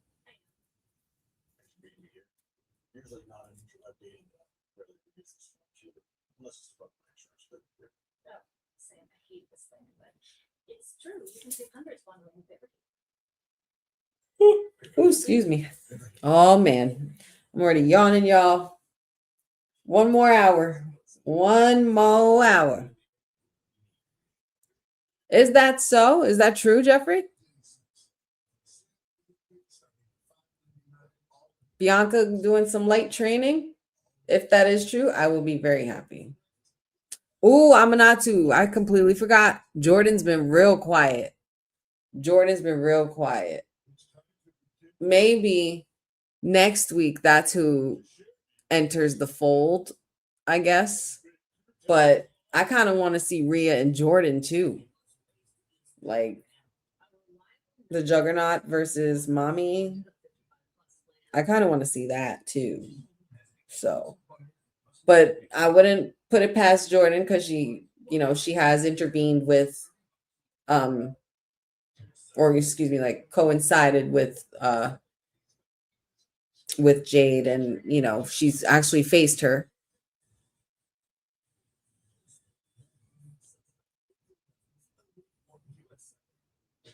Has it really? Ooh, that makes me happy. If that is true, then I pray and pray for a steady but vast return for the EST because I miss her so much. So much. The excitement that's going to cover that stadium wherever they are when she first shows up and that music hits. The kids are going to lose their minds.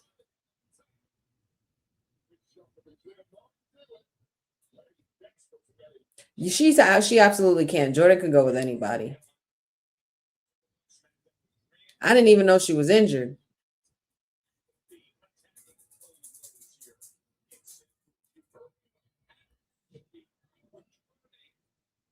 I'm a little bit of both, Rain King. A little bit of both. I was born and raised in the city, but now I live near suburban areas. Not far from the city, though. Not far from urban areas or suburban areas. Like it's not, it's more woodsy, I guess, than suburban. And there's still access to trains and stuff here. The city's like 30 minutes away. Yeah. So I'm a little bit of both. And I do go swimming if there's a pool around.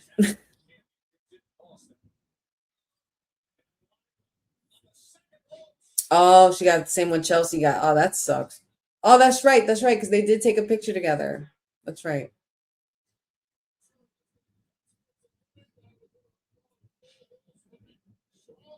All right. Bailey and Charlotte picking shit up here in this. I like this color scheme Bailey's got going on. The purple and the gold and the blue.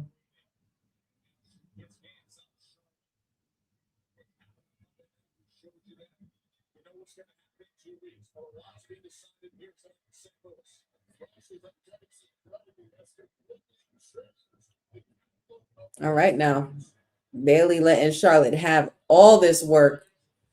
Oh my God. Check on Charlotte, please.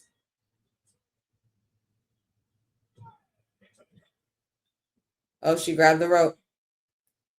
Smart move there.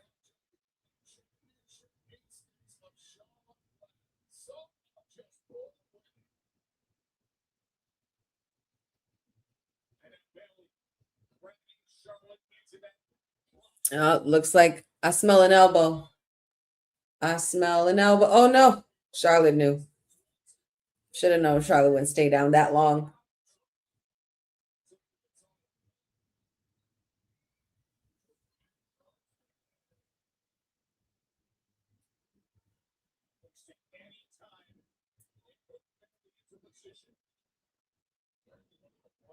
Somebody trying to go for a suplex here.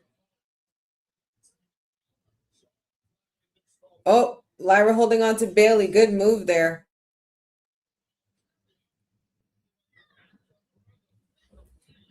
And Anton says, wonder if Bianca comes back at WrestleMania. Rhea thinks she's going to help her, but Bianca actually helps Jade retain.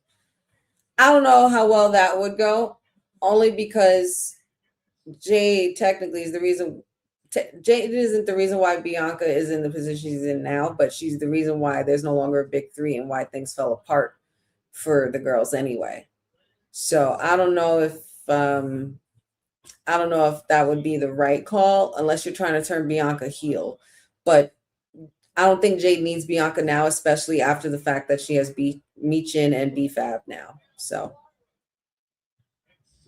I'm going to call him Meech Fab. Meech Fab.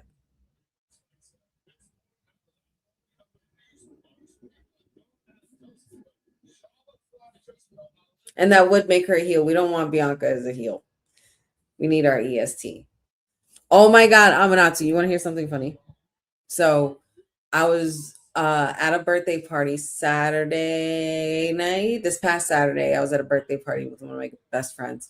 And I'm driving into the city. Charlotte going for a figure eight on Lyra Valkyria. Oh, she's got it.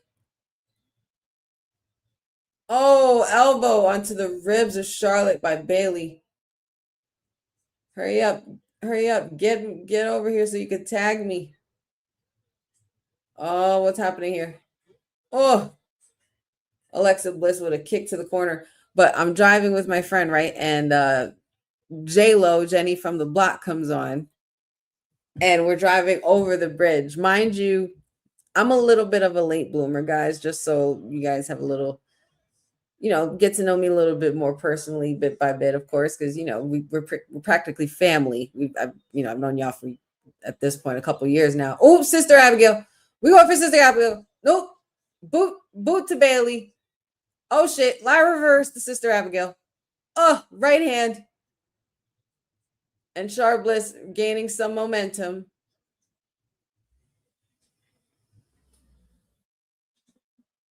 Natural selections. 1, 2. And Char Bliss continues. Oh, boom. Lash came in there like lightning. Boom. Love it.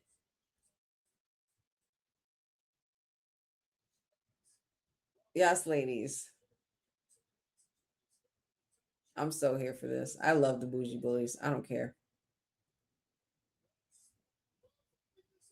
They're trying to make sure that their spot is kept, honey.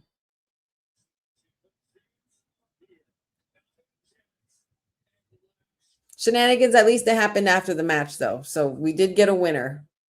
But I'm driving. All right, so I got my license very late in life. My driver's license. Okay. I for a very, very long time, I was pretty much adamant on the fact that I didn't need to drive because I was always traveling back and forth to the city and had transit, and I didn't care because I, was working and I made money, so I'd pay for Uber, and I liked my little door-to-door service, little Honey Bradshaw in the city. You know what I mean? And fast forward years and years later to last September, and yours truly finally got her license officially, her driver's license. So I drove over to Manhattan to my friend's to go out with my best friend for her friend's birthday party. And the song that was playing was Jenny from the Block by J-Lo. And we were singing. I was like, and I was telling my friend, I was like, girl, you're about to witness history because I've never driven over this bridge. Never driven in New York. So it was a good experience. And it wasn't even as bad or as scary as I used to think it would be, driving would be. I'm not sure why I was scared of it. It was just one of those things where it was like a mental thing. And it was more so I didn't trust other people, but Patch always told me for years that I was way too smart not to drive. And lo and behold, he got my ass in a DMV to take the damn test and motivated my ass to do it. And I did do it. And I got my license. And I drove over the bridge to Jenny from the Block, but we kept singing Honey on the Block over the George Washington Bridge coming from Jersey to New York. So it's kind of funny that you even said that, Honey from the Block, because that's exactly what we were singing. And there's no way you would have known that because I didn't even text you at that time, which is crazy. And we've been cursed again. And you know what? I've come to the conclusion that the reason why Sami Zayn is the U.S. champion and the reason why Logan Paul has the tag team title is because of Dan fucking Housen. Just leave me alone and let that be my logic. That's just what I'm going with. And that's my story, and I'm sticking to it. I'm blaming Danhausen.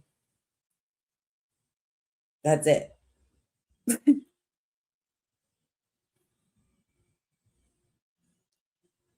Well, that's why I skipped that part, Papa Honey. I didn't want to get you started.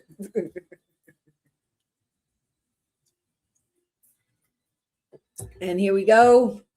Tag team action.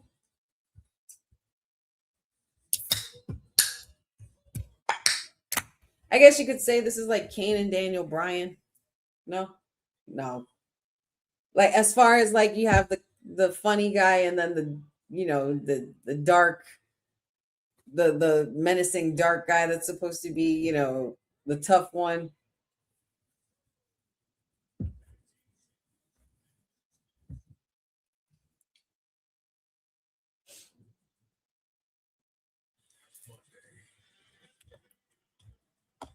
Yeah, when in doubt, blame Cody or Danhausen. That's it.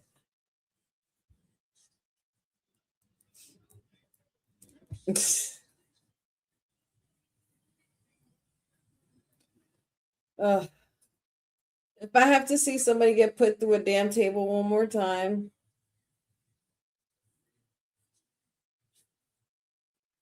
An announcement table, no less. Ooh, we're in Houston on Monday on Netflix.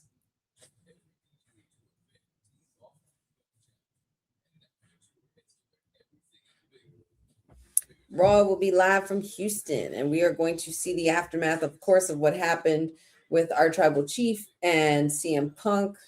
In this case, we're going to call him Phil. It's so funny because it's somewhere. I know I have it somewhere posted on my socials, but there's an old video of me saying, imagine what if CM Punk ever did come back and everybody just calls him Phil, like, because they hate him, you know? And we've heard it so much now with Roman. We've heard it with Seth. Like, it's so great. Shout out to my boys at the Heel Heat. Because I believe it was with them when I discussed this with. That was when I was just a little busy bee just starting off my social media journey with you guys. But what a great show it's been, despite the fact that we still can't come to figure out why the hell Pat McAfee was the one who apparently has been in Randy Orton's head. I don't know. I guess. We saw the women's tag team match. We saw Rhea versus Michin.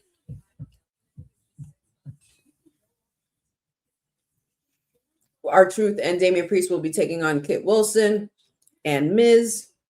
We also saw Aleister Black versus Matt Cardona. And Sami Zayn is going to be going one-on-one with Carmelo Hayes for a rematch for the United States Championship. And let's go Melo.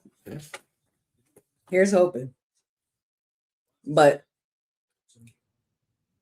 if Melo misses,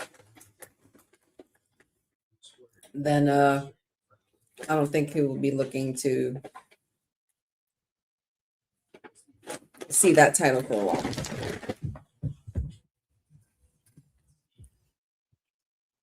Now, did he or is he getting ready to get married? Did they already get married? Because I saw pictures, but I wasn't sure if it was like pictures from their wedding or was it like pictures from their rehearsal dinner, you know?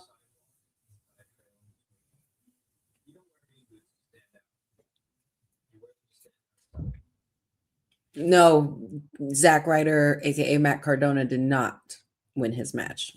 Aleister Black knocked him out with a black mass. Oh, they're getting married in October.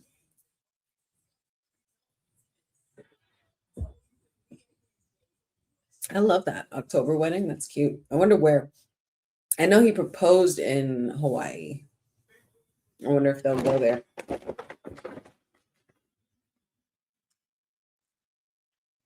St. Louis Enterprise Center. Beautifully lit. Oh, Lord. Y'all, Sexy Red is on my TV. Dad, don't ask me. I have no answers. Just know I don't condone. Girl. Ugh.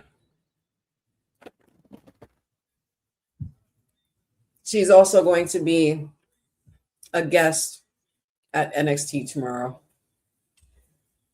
Or excuse me, not tomorrow. Or no. It's Stand and Deliver tomorrow. That's what it was. That's what she's going to be there for. Let's go, everybody. Time to get it in motion. Come on now. Come on. Come on. Y'all better do it. Get well done. Woo! Get it. Ah, fuck it. Let's get that movement going. Feminine fire. Yeah, I'm the topic. Dun, dun, dun, dun, dun, dun. I love the confidence. Just love it. It just oozes confidence.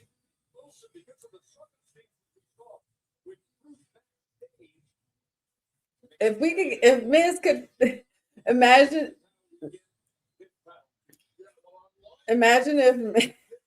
if Miz actually turns to the side of Kit Wilson and actually like, what if? Because for once, what if now the Miz's new tag team run becomes about Miz learning to go under other people's wing instead of thinking he knows it all? What if he actually gets taken under the wing of Kit Wilson for a change and we actually see Miz let go and stop trying to control everything and be a tag team partner and become less toxic? Like, wouldn't that be? I think that would be awesome. I don't know why, but I think that would be awesome.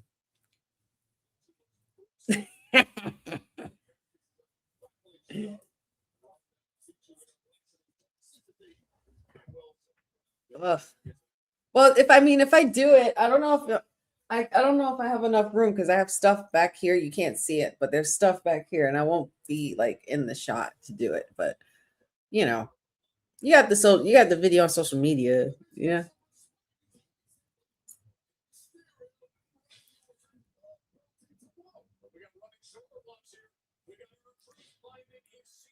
Oh shit. I smell a 5-knuckle shuffle. La la la la la la la la.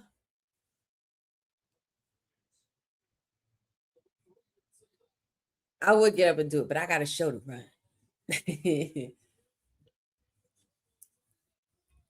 and I don't want to scare the kids away because these hips don't lie, you know. Why is he just flexing on him? He's literally just he's just like the ref telling him get back. He's just like, my muscles. I got muscles. I'm not toxic. I can't deal. Ugh.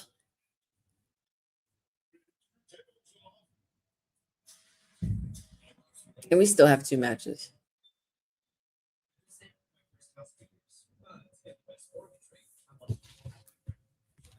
They tell me, man, if I say what kind. If strength is a cage, then I redesign.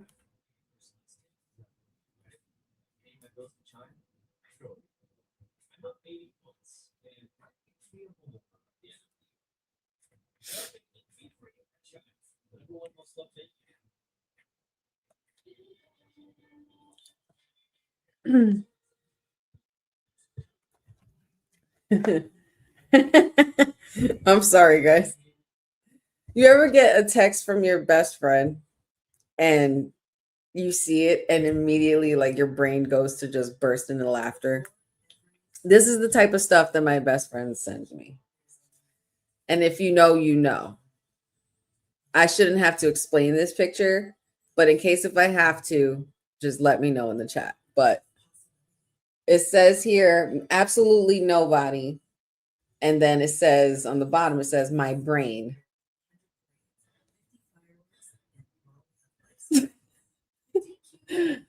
Ta-ra-ra boom die, ta-ra-ra boom die. This is the type of stuff that my friends send me. Like, that's the type of stuff. Absolutely nobody. And you know what? That's funny because out of nowhere, my brain will do intrusive things like that. I'll start humming a Disney song out of nowhere, or just start saying a movie quote that I wasn't even watching. Just blurting it out, like just get it. But if you know where that's from. I shouldn't have to tell you guys where this is from. But I'll show the picture again. I'll show it again, just in case it wasn't clear. If y'all don't know that song, we can't be friends. I'm telling you right now. If you guys don't know Ta-ra-ra boom die, we cannot be friends. at all. If you do not, if you do not know dishonor on you, dishonor on your cow, if you don't know things like that, we can't be friends. That's it. No. No thanks.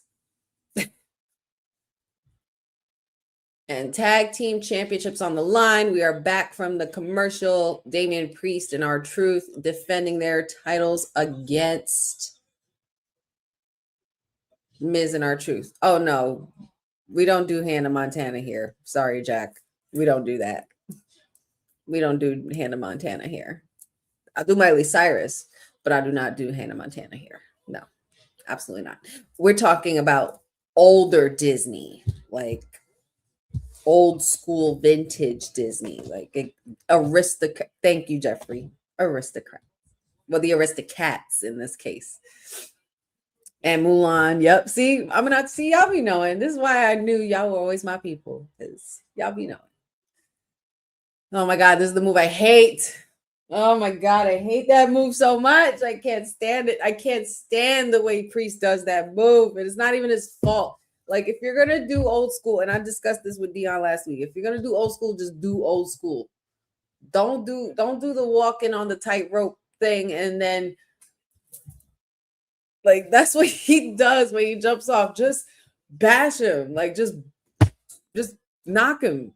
Like your whole do it. I don't know.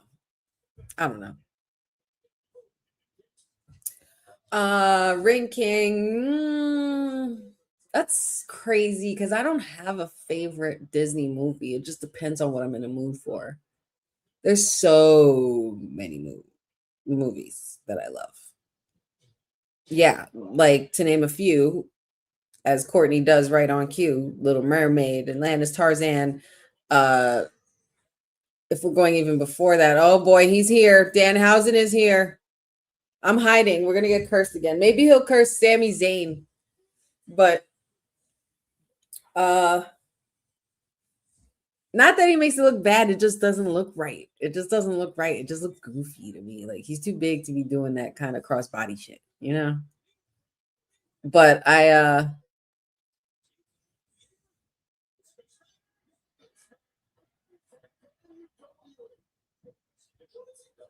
wait a minute. I don't even know what happened to Kit.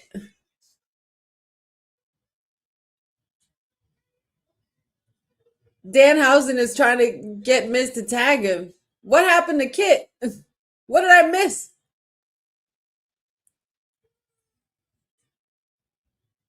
Miz, why did he say it like that?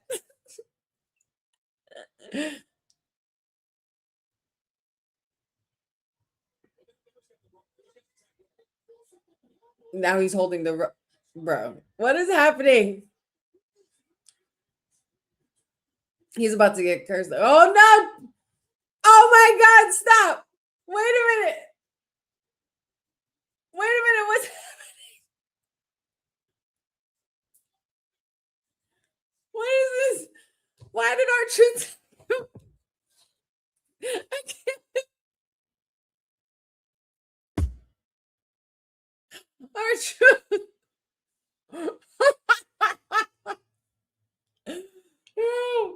I thought Truth was gonna attack him, and he goes to tag Dan. They're not even on the same team. Wait, the lights went out. Miz just tried to grab Danhausen, and the lights went out.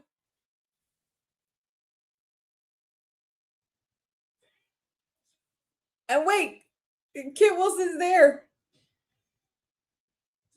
Attitude adjustment, skull crushing finale. Priest, you better get in there.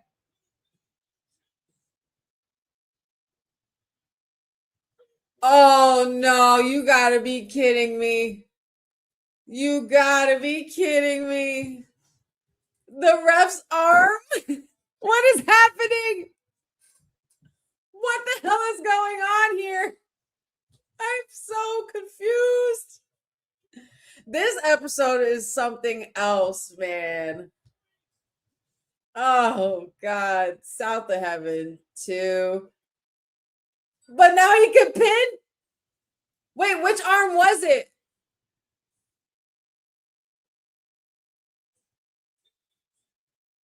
That ref sold it, bro. He was like, oh.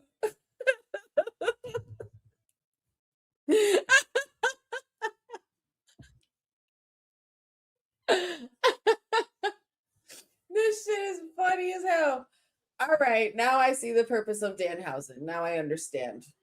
I understand the purpose now. I understand. Now I think I get it. I think I get it. That was fucking hilarious. That was funny. Truth tagging Danhausen was the best part. Oh shit. Oh whoa. Oh, what the oh, what, come on. What did Kit Wilson do to you? What the Cody's out here and he just did crossroads to Kit Wilson. What the fuck?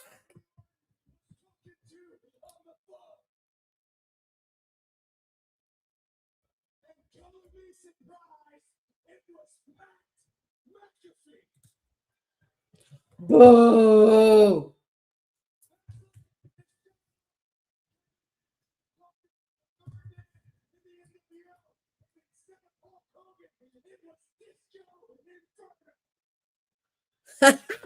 He shitted on him. He just called Pat McAfee Disco Inferno.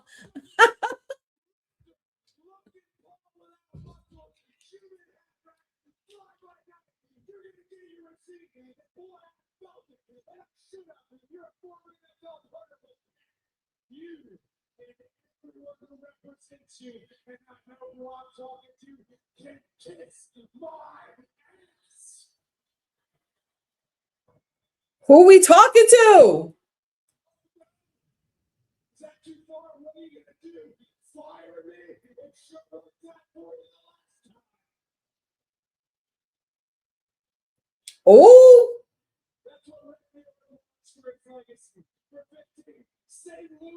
Oh,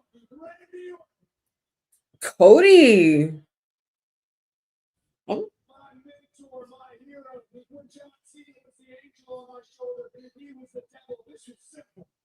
You keep saying it's not personal. And even Stephanie McMahon comes out here, so I love and respect, and tells me I need to go there. I need to go to a dark place. I've got to become a bad guy. And I hear it. Dark hair, the whole thing. The truth is better than my excuse usually is. I don't know if I know how to do it anymore. I got 2 kids. I got my dream job here in front of this. Oh. Cody's just unpacking right now. You got Pat tapping all these sites that only exist because WWE is hot right now. And you talk about me coming back in Dallas next year in Los Angeles. That's a record. The year after that, Philadelphia. That's a record. Followed by I don't know what to say. I have no words. I'm just trying to listen to Cody, y'all. My bad.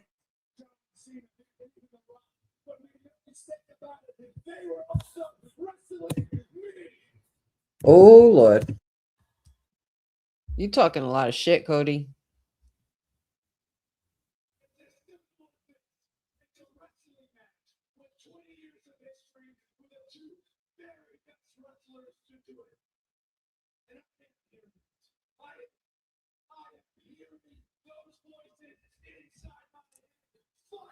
Are you hearing those voices?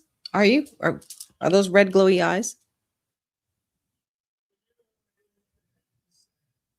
Ooh. That wasn't Cody. That was Raheem. That was Raheem. Raheem's pissed, y'all.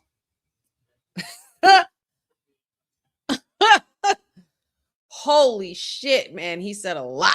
And he said, what are you going to do? Fire me? We saw how well that worked the last time. What are you going to do? Tell him he can't come back? Okay.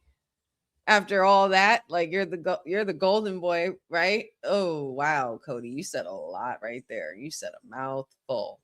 He said Pat McAfee being the voice in Randy's ear on the phone is equivalent to Scott Hall and Kevin Nash saying the third man was Disco Inferno.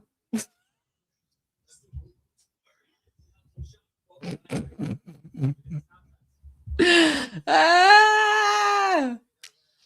Wow. Wow. I don't know, man. I don't know if gas mask. I don't know. I wouldn't say that's it yet. I wouldn't say that's it yet. We ain't seen it yet. Okay? We haven't seen anything yet. Wow. Okay. I still Logan Paul without muscles is what? Ah! That was good. That was good. I wasn't expecting him to come back out, but damn, did you have to take Kit Wilson out out of all of that? Like, what did he do to you? That's just toxic masculinity at its best. Kit Wilson needs to put an end to that. I don't know how you're gonna do that. Not if Cody's this pissed, but man, listen.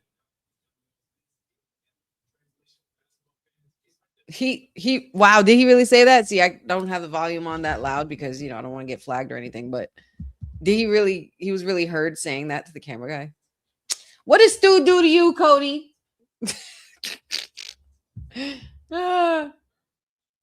Oh, goodness gracious. He took it out on my poor Kit Wilson. Like, what did Kid do to you? Kid's got enough problems as it is. He just got pinned by Jelly Roll, for God's sakes. Oh, gosh. Your king is pissed, Bozo. Your king. You got to start putting an MY in place of that OUR, because I don't know what this our shit is, bro. I don't know. Oh, Stu's on Raw. Well, what did the cameraman do to you? I don't want to talk about that match, Bozo. I don't want to talk about it. I don't want to talk about that Kit Wilson match. It was terrible. It was awful. It was just shameful, sad, depressing, all the above. You know what? You know what, though? Is the opposite of all those things. You guys. Yeah, you and then you looking at me. Yep, you.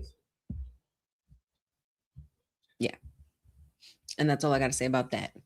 We are back and we are getting down to the nitty gritties, the final half hour of our Honey Night SmackDown watch along. I love and appreciate y'all for being here. Y'all are really packed today, man. I'm really loving the energy.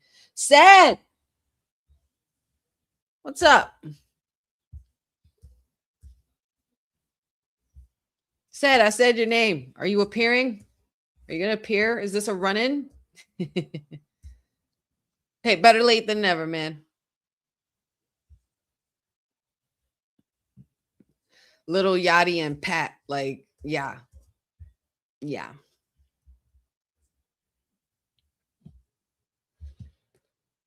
And going over one last time before the night is through. All the events that transpired this past Monday, or the last couple of Mondays.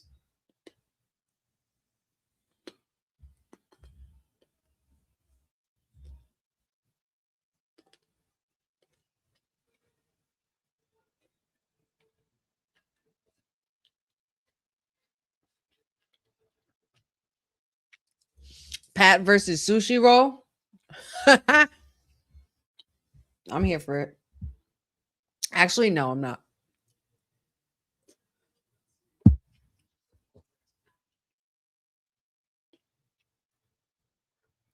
Oh God, guys, what are we like?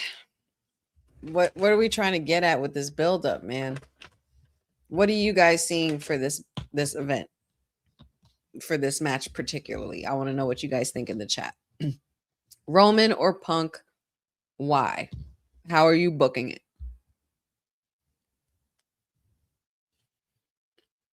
That's all I want to know for wrestling, for WrestleMania. Roman, Punk, who you picking and why? That was not the last good image of Punk in that video. That was not a last good image of Punk. His tongue is out to the side, what? And he's just like looking like a bushwhacker. Sorry, Punk. I'm sorry, Phil. I'm sorry. No disrespect.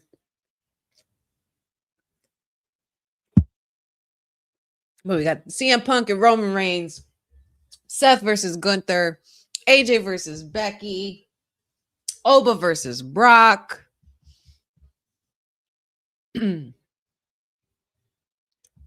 There's a Intercontinental Championship ladder match, which I think is going to be awesome, actually. You got Rusev, Dragon Lee, Penta, JD McDonough, and young OG Javon Evans.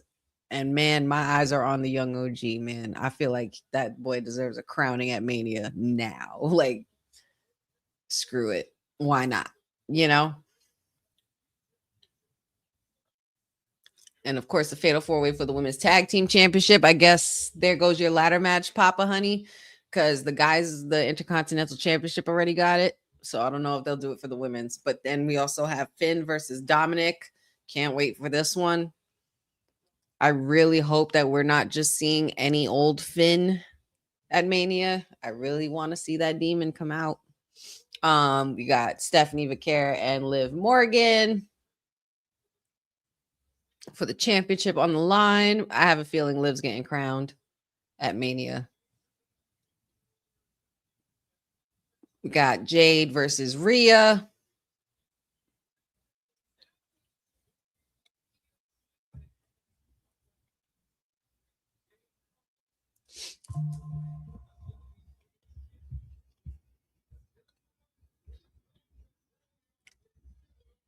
Jacob and Drew.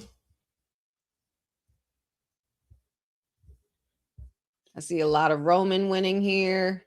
I see some Punk winning here. I really, really think Roman should be the one to win. I was initially scared maybe a month ago that he wouldn't be, but now my mind is changing. And of course, we have this. Look at that freaking picture, boy. Doesn't that look like money? Doesn't that look like a main event to you? It looks like a main event to me. And now then we also have this, the Undisputed Championship match.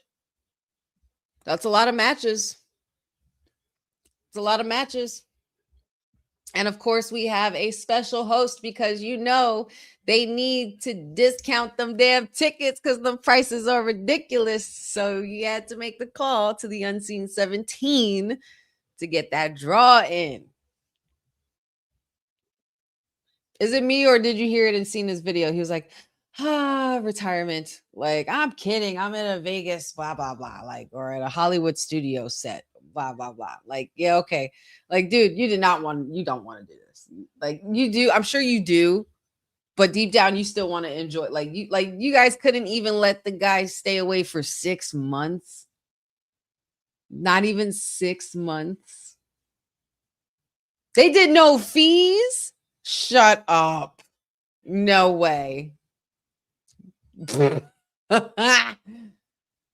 Listen, I'm not gonna lie, y'all. Madison Square Garden was packed, but it wasn't sold out. I don't know if I'll get in trouble for saying this, but there were empty seats where I was sitting. Not fully empty rows or anything, but I literally had a good space, like good 3 to 4 seat spaces between me and another, bystander there at the event. Like it was not fully packed. So there were, hold up. We got to run in the last 20 minutes of our show. See, this is why you got to stay for the whole thing, because you don't know what you're going to miss. And you know what? You know what I did? I did say it. I said it. We all said it. Because some of y'all said it in the chat too. So you know what that means. Say his name and he appears. I believe it said. Oh yeah, we got a run-in from the mayor. What's up, Ced? What's up, everybody? Happy Friday. I woke up from a very pleasant nap to some text messages, some chatter going on, and I looked at my screen, looked at the tweets, and said, Pat McAfee, Pat McAfee. What? Same. That's Same. Mania is in 2 weekends. Easter Sunday is this weekend. God bless. And it's Good Friday. I don't think wrestling fans deserve that. I don't think we deserve that at all. I mean, it speaks to the Triple H era and everything that is, crumbling, if you want to say that, TKO, whatever. But that's can I cuss on Honey Night SmackDown? You absolutely can. That is a dog shit reveal. And it's so rushed. Like, it would have made. Didn't he say wrestling has more than one royal family? What the fuck Pat got to do with that? What does Pat McAfee have to do? Wasn't Pat the one calling the matches, calling when he won and finished the story? Yes. Wasn't Pat the one calling when been Cena kicked him in the nuts? Like, there's been no animosity or anything between Cody and Pat McAfee. So now you want to tee this up 2 weeks before Mania? You were better off. Golly, you literally were better off having Orton's dad via satellite. Ted DiBiase Jr. got acquitted of his welfare fraud. You could have had Ted DiBiase Jr. and it would have made more sense. You could have had Arn. You could have had Arn Anderson, somebody that actually has history with these two guys. The problem is you set the bar so high with having a voice unlock the voices, and now you just bottomed it out completely, and now we don't care because Pat McAfee. Or just I feel like we had a story just a few months ago within this year saying that there was no plans for Pat McAfee, which is why he hasn't come back to commentary. Mm-hmm. But now you've added this stipulation, Pat McAfee's own, where it's hey, I won't return back to WWE if Randy Orton loses. You know what? There's a good swell of the WWE universe that wants that. So now we're hey, this is a good trick to get people to cheer for Cody, not on his own volition, which is dumb as hell. Yeah. So a lot of people were saying in the chat that Pat is either like Jeffrey said here, a red herring or a smokescreen to something bigger. I mean, I'm not sure what to make of it. It shocked me the moment when I saw that. I couldn't grasp my eyes around the fact that I was looking at Pat McAfee at first. I just saw the kick and I was just like, wait, who the hell? And then I saw it was Pat. I'm like, wait, why was it Pat McAfee? What is he mad at? Why Cody? What does he have to do? What does that have to do with Cody? And why? What? Because you and Randy know how to punt. That's it. That's the most you got in common with Randy. This is the problem with the Codyverse. Cody, you stink, bro. Because every feud we have, it's because we want to keep Cody so pristine and spotless with his character. He can't do any wrong. We got the beautiful family, the tour bus, and we want to keep everything so spotless that everybody underneath it has to come out looking terrible or do something against the grain to make him look like this person we want to rally behind and cheer. It's I don't even think Randy, I'm still mad Randy had to turn heel, technically, in theory, when it's this could have just been student versus teacher. Easily. It could have just been an easy, good match, but we've done all this stuff to try to make it elevate, and it's still not shitting on Punk and Roman. Nope. Still. And it's not even knocking on the door of Oba and Brock. No. It's nowhere near knocking on the door of Rhea and Jade, where all the heat is coming at. You know what I mean? Yeah. It's just when Roman and Punk is just predicated on you're old.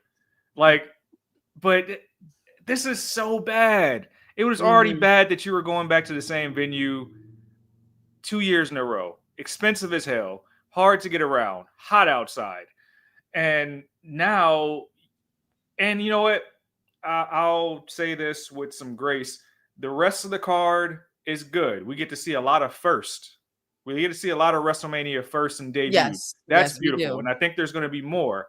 But to book your main events, I don't even feel bad about saying this. I feel like there's going to be people that leave before the main event.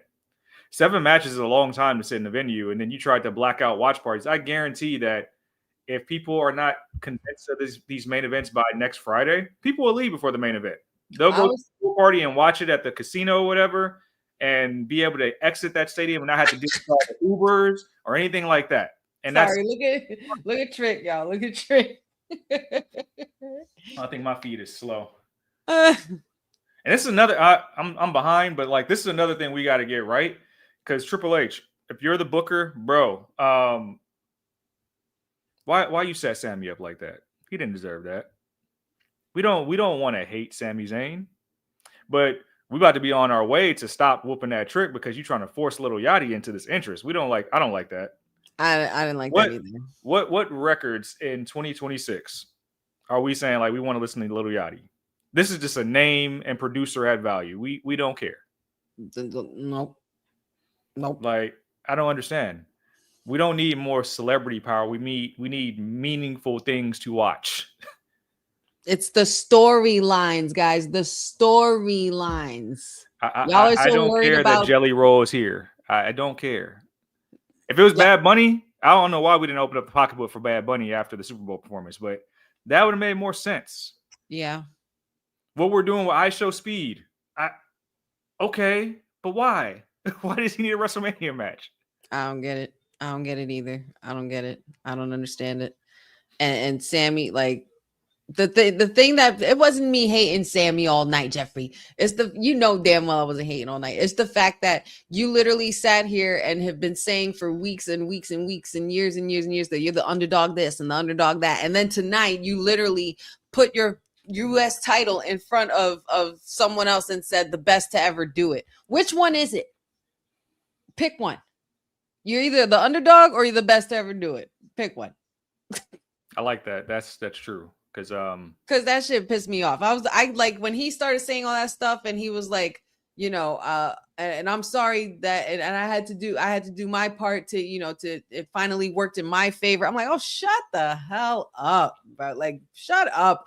Enough out of you. Enough.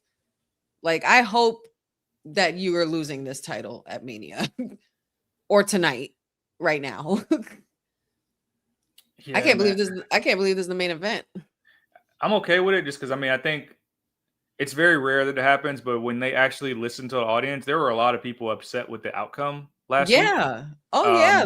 Because Melo's more than deserving.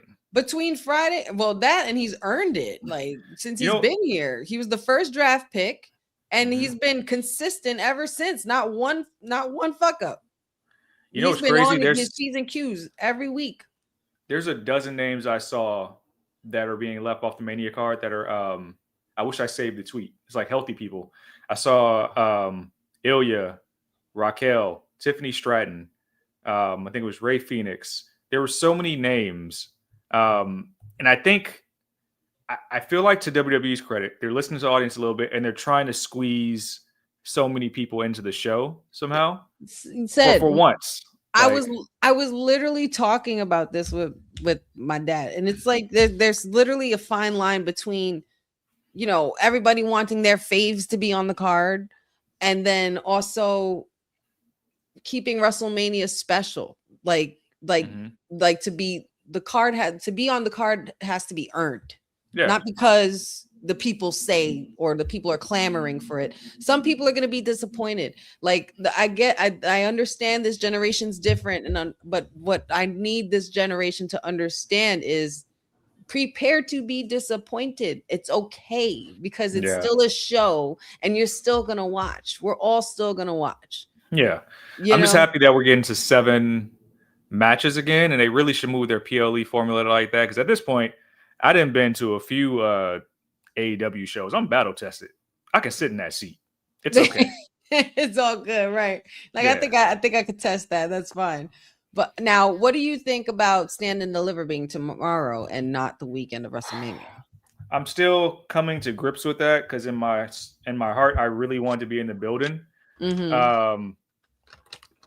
Going to St. Louis before going to Vegas really just ain't feasible, especially with how late in the year they dropped the news. If they had announced that in January, okay, you can make the travel plans, but they did it kind of late in the game. Mm-hmm. I hope it's a great show. I'm happy that NXT gets their own island to kind of show out, because I think they kind of get their own weekend. That's kind of good for them in a way. Yeah, but I think your hardcore fans who are in Vegas last year, who go to Mania each year, there's no problem with them waking up to go watch NXT. they will get up and go watch NXT. It's always been the most affordable WWE show of the weekend. So you kind of cut the legs out of people who just go out there for the autograph signings and festivities and they go there. That's the only thing that sucks. Yeah. I mean, unless you're in a place like Philly, like it was easy, like for WrestleMania 40 weekend, it was so easy to go from Stand and Deliver to WrestleMania night 1 because the stadiums are literally across from each other. So it was like a hop, skip, and a jump. It was like a wrestling field trip. It was awesome. But they got to find a way to be able to. I mean, maybe they're testing it out for NXT because maybe it's going to grow into something bigger. Because maybe they're going to have something more with Evolve and LFG involved and have NXT and a developmental their whole weekend. I smell a Worlds Collide. That would be cool. That just came to mind. That's just me spitballing. Like I think that would be something that would be a cool idea, and I don't think that Sean would be opposed to it because he loves mixing shit up like that. That'd be a great idea. And you could still bring in TNA. You could still bring in AAA. You know what I mean, too? Why not? Be a Worlds Collide between all Evolve, TNA, AAA, NXT. That would be fun.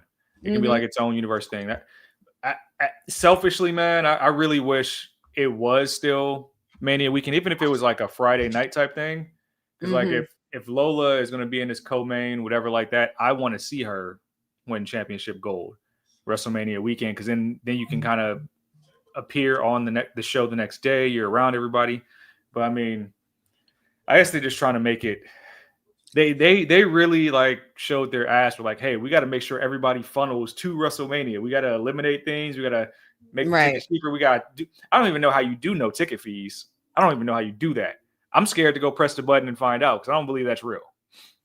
Well, Boza said it today. They did do no fees. I saw the post. I saw them post it, but like that must be like some like CEO type stroke with the Ticketmaster, like how Trump just did the executive order or moved the executive order recently, because like them ticket fees is entrenched into that price. Like it's almost not even worth buying on Ticketmaster. So I mean, I feel like they just removed the actual price or moved the ticket fees and it's still the same price. That's just me. MSG, even tickets for Raw were pretty cheap. Like at MSG, the Garden, usually the prices are hiked up. Like the cheapest that I found for a decent seat that I got in like this 120 sections where I could at least see the whole entranceway and the ring, literally everything, and the Titantrons. What was it, like $3? It was $3 something with tax, but then it ended up changing. The price ended up changing to like $20 to $30 less. Because I guess there was like a discount or a deal that they might have dropped that day or something like that. And I was just like, oh, okay. Not bad. Yeah. Tickets weren't bad. I got a like a ace in my back pocket for Mania tickets for both nights if it's still there. Oh, God bless you. That's just it's almost like I'm indifferent to being in the building. Like it's not where it's like if you go, like if you stay home, you'll watch it and you'll enjoy it either way. But if something happens there that you weren't physically there, you're gonna be like, damn, bro, I kind of like, damn, I don't. My like super conspiracy about this year's Mania is like they're just giving you like Pat McAfee just told me, it's like, hey, we're just giving you a product. We're not giving you the product. And I think that's just because they gotta. And I shouldn't say they have to save money. They're making money hand over fist. But I feel like for next year's show in Saudi, that they're pulling all the stops. Like literally, they're like giving us whatever for the rest of the year, getting the old heads healthy this year, and like, hey, we shipping you to Saudi for Mania next year. They put on like a spectacle in the last year of our Saudi contract, I guess, unless it read up and I didn't hear about it. Don't know, man. Don't know. It's just been really, really interesting how much they've doubled down on what their expectancy was when they first announced this. It's like, oh, really? Mania is supposed to be like a easy way. The way I've always viewed going to Mania, it's supposed to be an easy way to see a new place, state, city, travel, see some sites out there, and then see wrestling all in the same week. Yeah, that's why going back to the same location. Granted, it's Vegas. It's just like, ugh. Does it have to be? Man. Wait a minute. What happened? What happened to Mello? What did I miss? Because Jeffrey just said, Mello, you better be selling.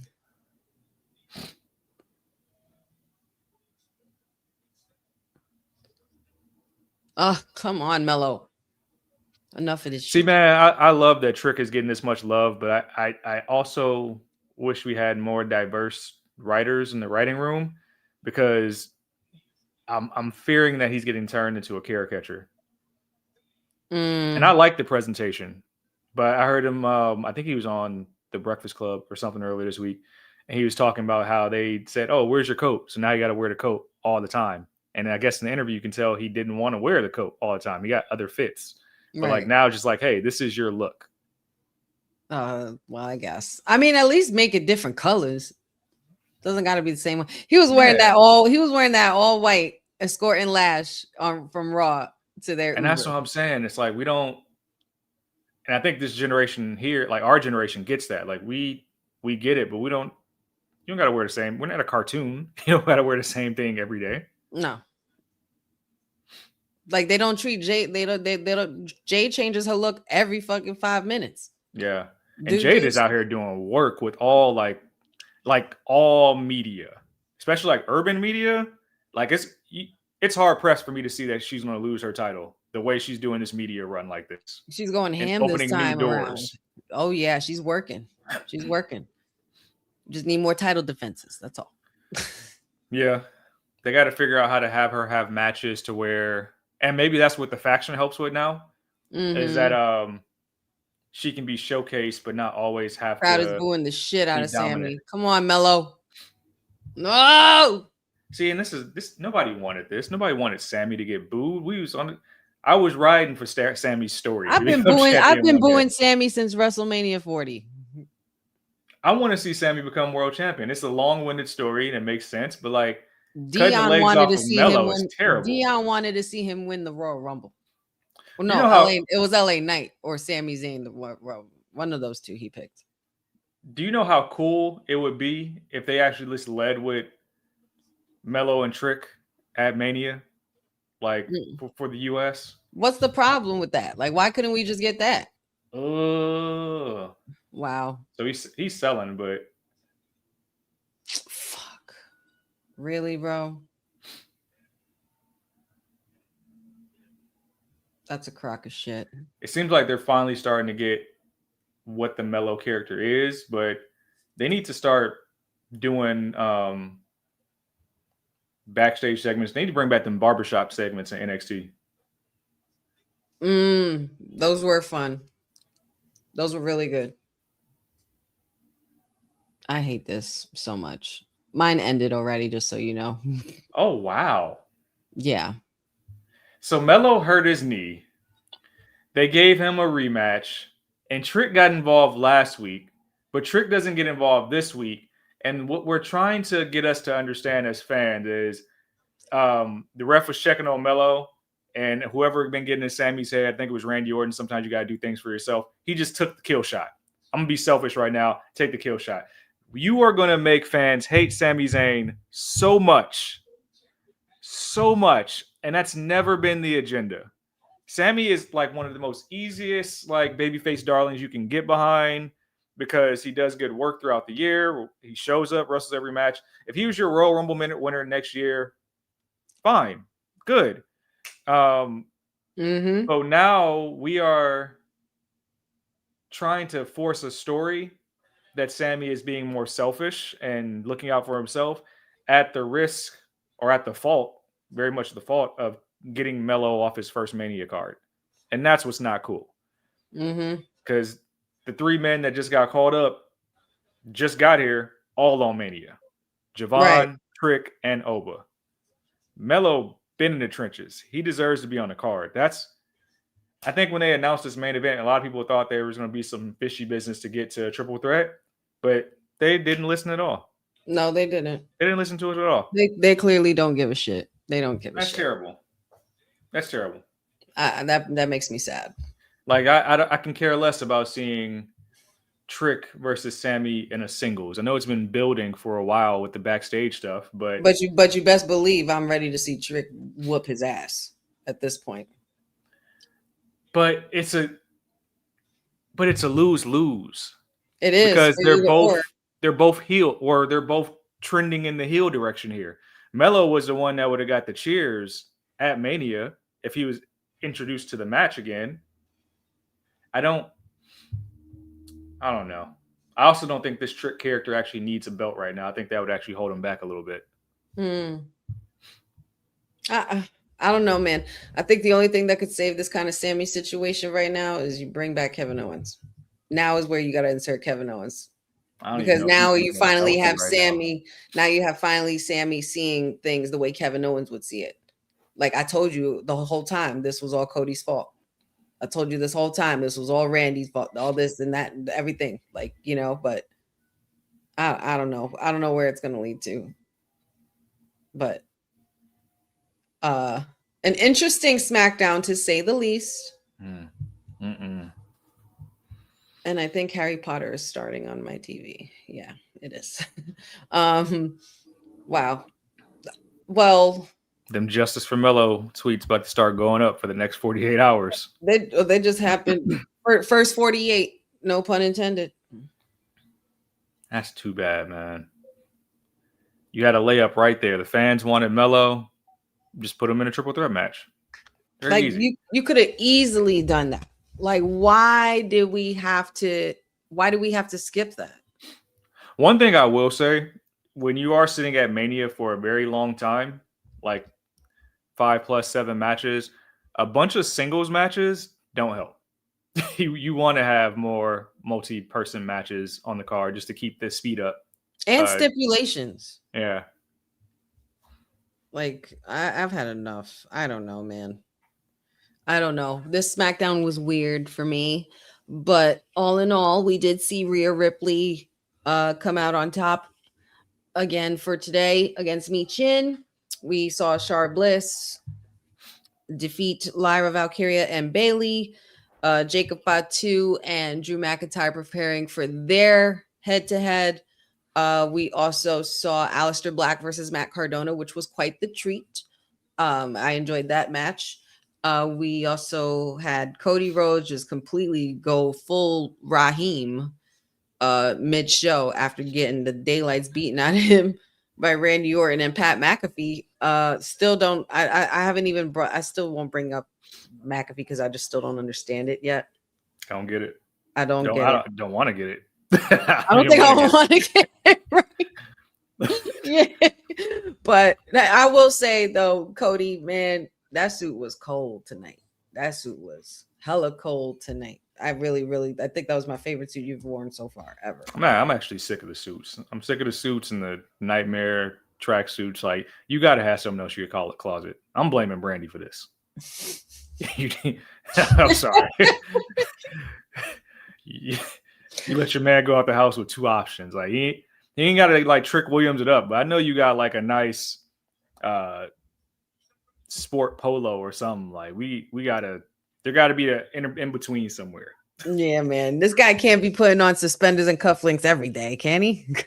That or like the breakaway suit. Like, I'm sick of it. I mean, but Cody does strike me as the type. He's very particular. He likes his cigars. He likes his drinks. He's like, you know what I mean? Like, I feel like Cody is very into his style. Very. Then maybe that's where his character shift needs to go into like the American Psycho, and where you see him like perfectly steaming his suits and steaming his bed sheets and stuff like that. Whereas like everything very has to Christian be so perfect and Bale, pristine, like very Christian Bale. Yeah. If you showed me like that background, that's why I said we need dashing tips back. You want Cody to get his swag back, bring back the dashing tips. I'm here for that.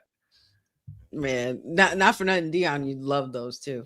But what else do we have? But Mello. I agree with Jeffrey. Danhausen, that part I saw live, and I'm like, you know what? I'm here for like the ref. That was funny. Cramping. That was funny as hell. That was the best use of Danhausen I've seen. And that moment right there is what made me understand what they have Danhausen for. And now I get it. I'm not going to complain. That was funny to watch. That was something different. It kind of reminds you of like funny shit that would happen, like, you know, with like Boogeyman or like, you know, it's like so R-Truth entering the Women's Rumble type stuff. Where it's like, Yeah, very great, that, very that. Yes, great great. moment to like tie something together. Agree. Yeah, very much so. But let's see what else happened tonight. Oh, Uncle Howdy got his lantern back from Tama Okay. Tonga. Tama Tonga handed it back to him and told Solo, enough of this shit. It's time for you to focus on like the real task at hand, getting this family back together and, you know, getting gold and running this division. So Tama very close to going solo, which speaks to like the little segments they were doing in Japanese with Shinsuke. they were hinting at that too. They were very much hinting at the MFTs. There was no Shinsuke tonight though either. But yeah, the lantern is back to its rightful owner, which I'm very, very, very happy about finally. And it was done the right way. So shout outs to Tama Tonga for doing the right thing. I knew I liked you. Yeah, certain things have gone on for so long, storyline wise, with like no big finish that you got to like let's just go this way. Let's go. Right. Yeah. Yep. Very If you're much. not going to do it, the problem I have with how, that's what I'm saying. We need better writers in the writers' room because you literally had the Wyatt 6 debut and commit murder. We have strayed so far away from that. We haven't seen nothing like that since, and I'm so sad about that. No personal vendettas, no tapes, no like, hey, I've been watching you for years, stuff like that. Things that make their character really pop. You could have even made Howdy the voice in Randy's head, bro. Anybody but Pat McAfee. Yeah. Imagine if it was Howdy, like Randy I just Orton was a member. Wasn't he a member of the? No, Daniel Bryan. He was a member of the Wyatt family. He was a member of the Wyatt family. Yeah. Yes, he was. Yeah. And they remember he burned their house down. Exactly. So I mean, it's right there. Everything you need is right there. But Pat McAfee. I don't know, man. Just to get some viewership and have him talk about it on his sports show, like what? Who in their right mind is like, yeah, I'm gonna buy tickets to WrestleMania now because Pat McAfee's gonna be there? Like, no, definitely not. No, definitely not. I'm putting justice for Mello right now. Hashtag justice for Mello. And you better not have Cody or Randy or Pat on Monday Night Raw. Otherwise, it's my feed will just cut off. You're just gonna force feed it down our throat. We don't need to do. We have 14 matches, or about to have 14 matches. We don't need to tell each storyline on both program. Like, yeah, hold on. Pat McAfee came in the ring. Oh, you're not on. You're not on. We are. Yeah. Oh. Pat McAfee came in the ring and kicked Cody in the nuts. He was talking from Pat McAfee. Pat McAfee came on the mic and he was talking all this shit about, WrestleMania not having enough build up and all this bullshit, and when you have Randy right here and all this stuff like that, and yeah, that he was the man behind the phone. Great. We're all tell we're all thrilled. That's terrible, man. That was awful, man. You couldn't whatever Triple H did to piss off Dwayne, he needs to apologize. He needs to apologize. Because even the storyline with wanting Cody's soul and the watch, you could have had Dwayne have a voicemail leak or something like that. You could have. It just doesn't make sense. It just doesn't make sense. Like now, whew. Yeah, I don't know. That was what started the night.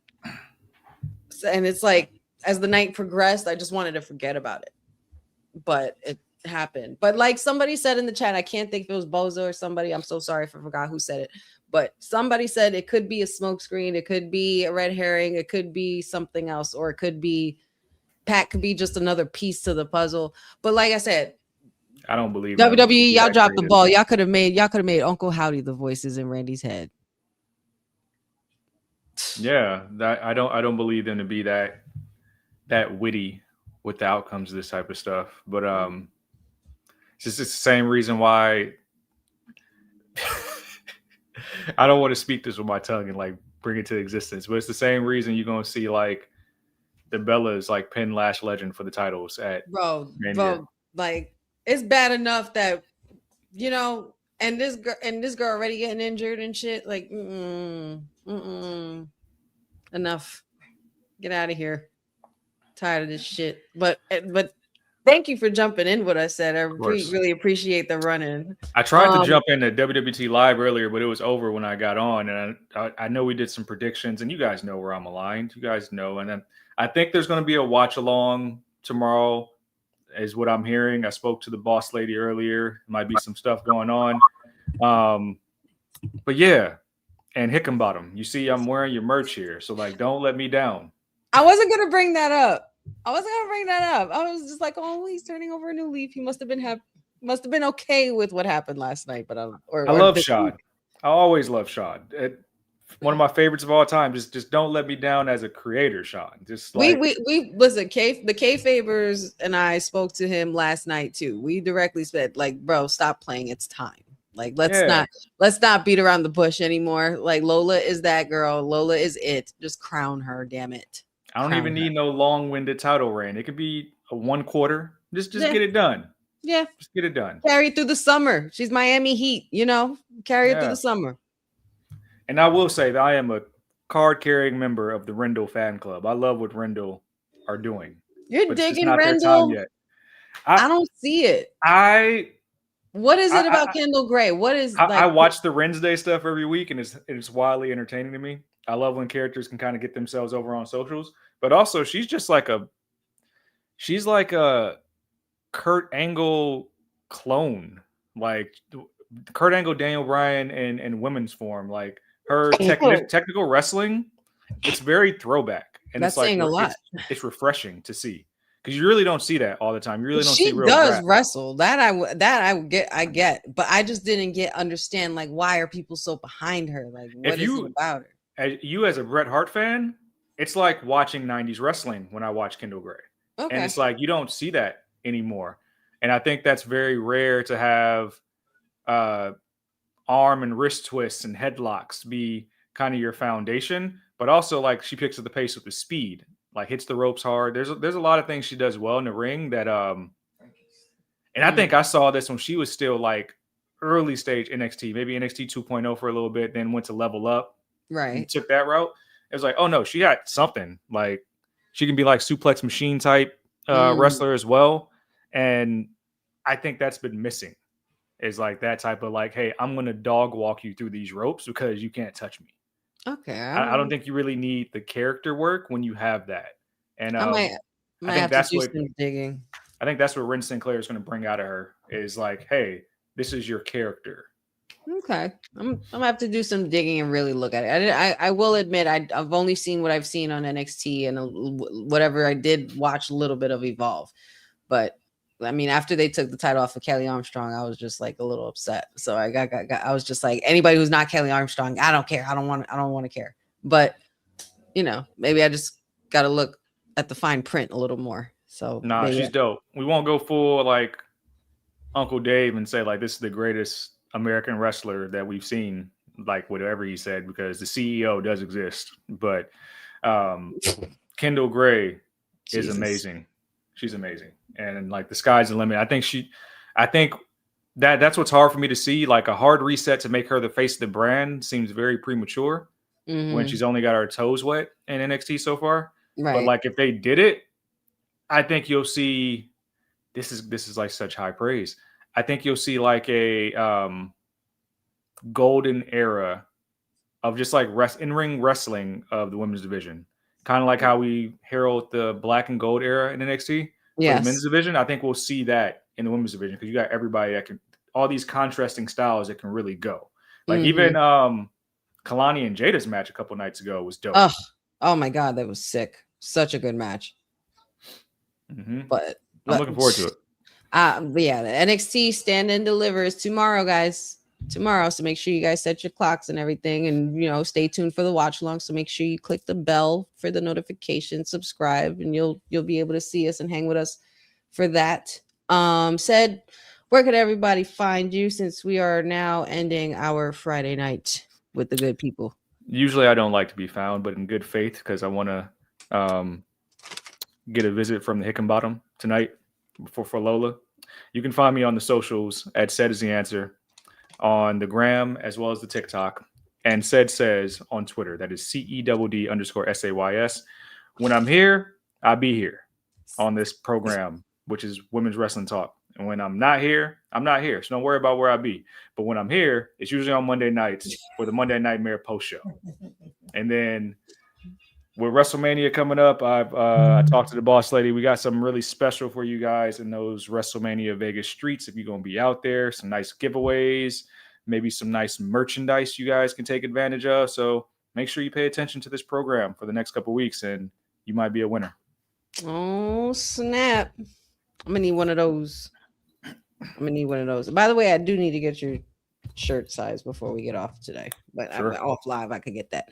But yeah, guys, you guys already know. Just make sure you guys tune in weekly to WWT Live, Monday, Wednesdays, Fridays. They have their trending news segments. We also do our watch alongs. Tune into the Monday Night Mare, Timeless Elite Wednesday, Honey Night SmackDown, Tuesday night PHARAOH, all the above.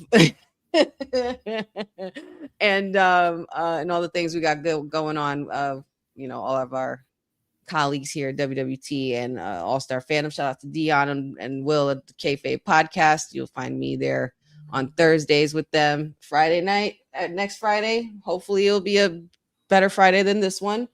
A little bit underwhelming, but it's another day in the office. This is what we do, and I enjoy doing it with you guys. So I appreciate y'all. Find me when all things Wrestling with Honey. I'm like stumbling on the socials. Wrestling with Honey, Instagram, Facebook, TikTok. Wrestling with Honey podcast on YouTube as well. And merch coming soon. Merch coming soon, y'all. I promise. Merch coming soon. It's work in progress. It's springtime. That's when the bees come out for sure.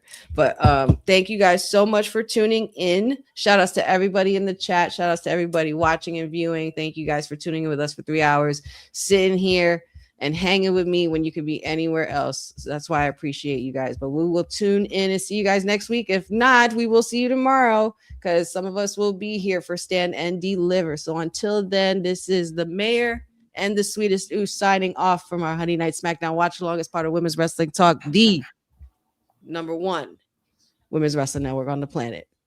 Have a great Thanks for joining WWT. Don't forget to like us on all social media platforms at WW Talk Pod.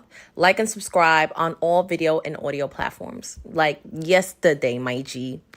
And check out our website at www.talkpod.com. Thanks for watching Women's Wrestling Talk, the #1 women's wrestling network on the planet.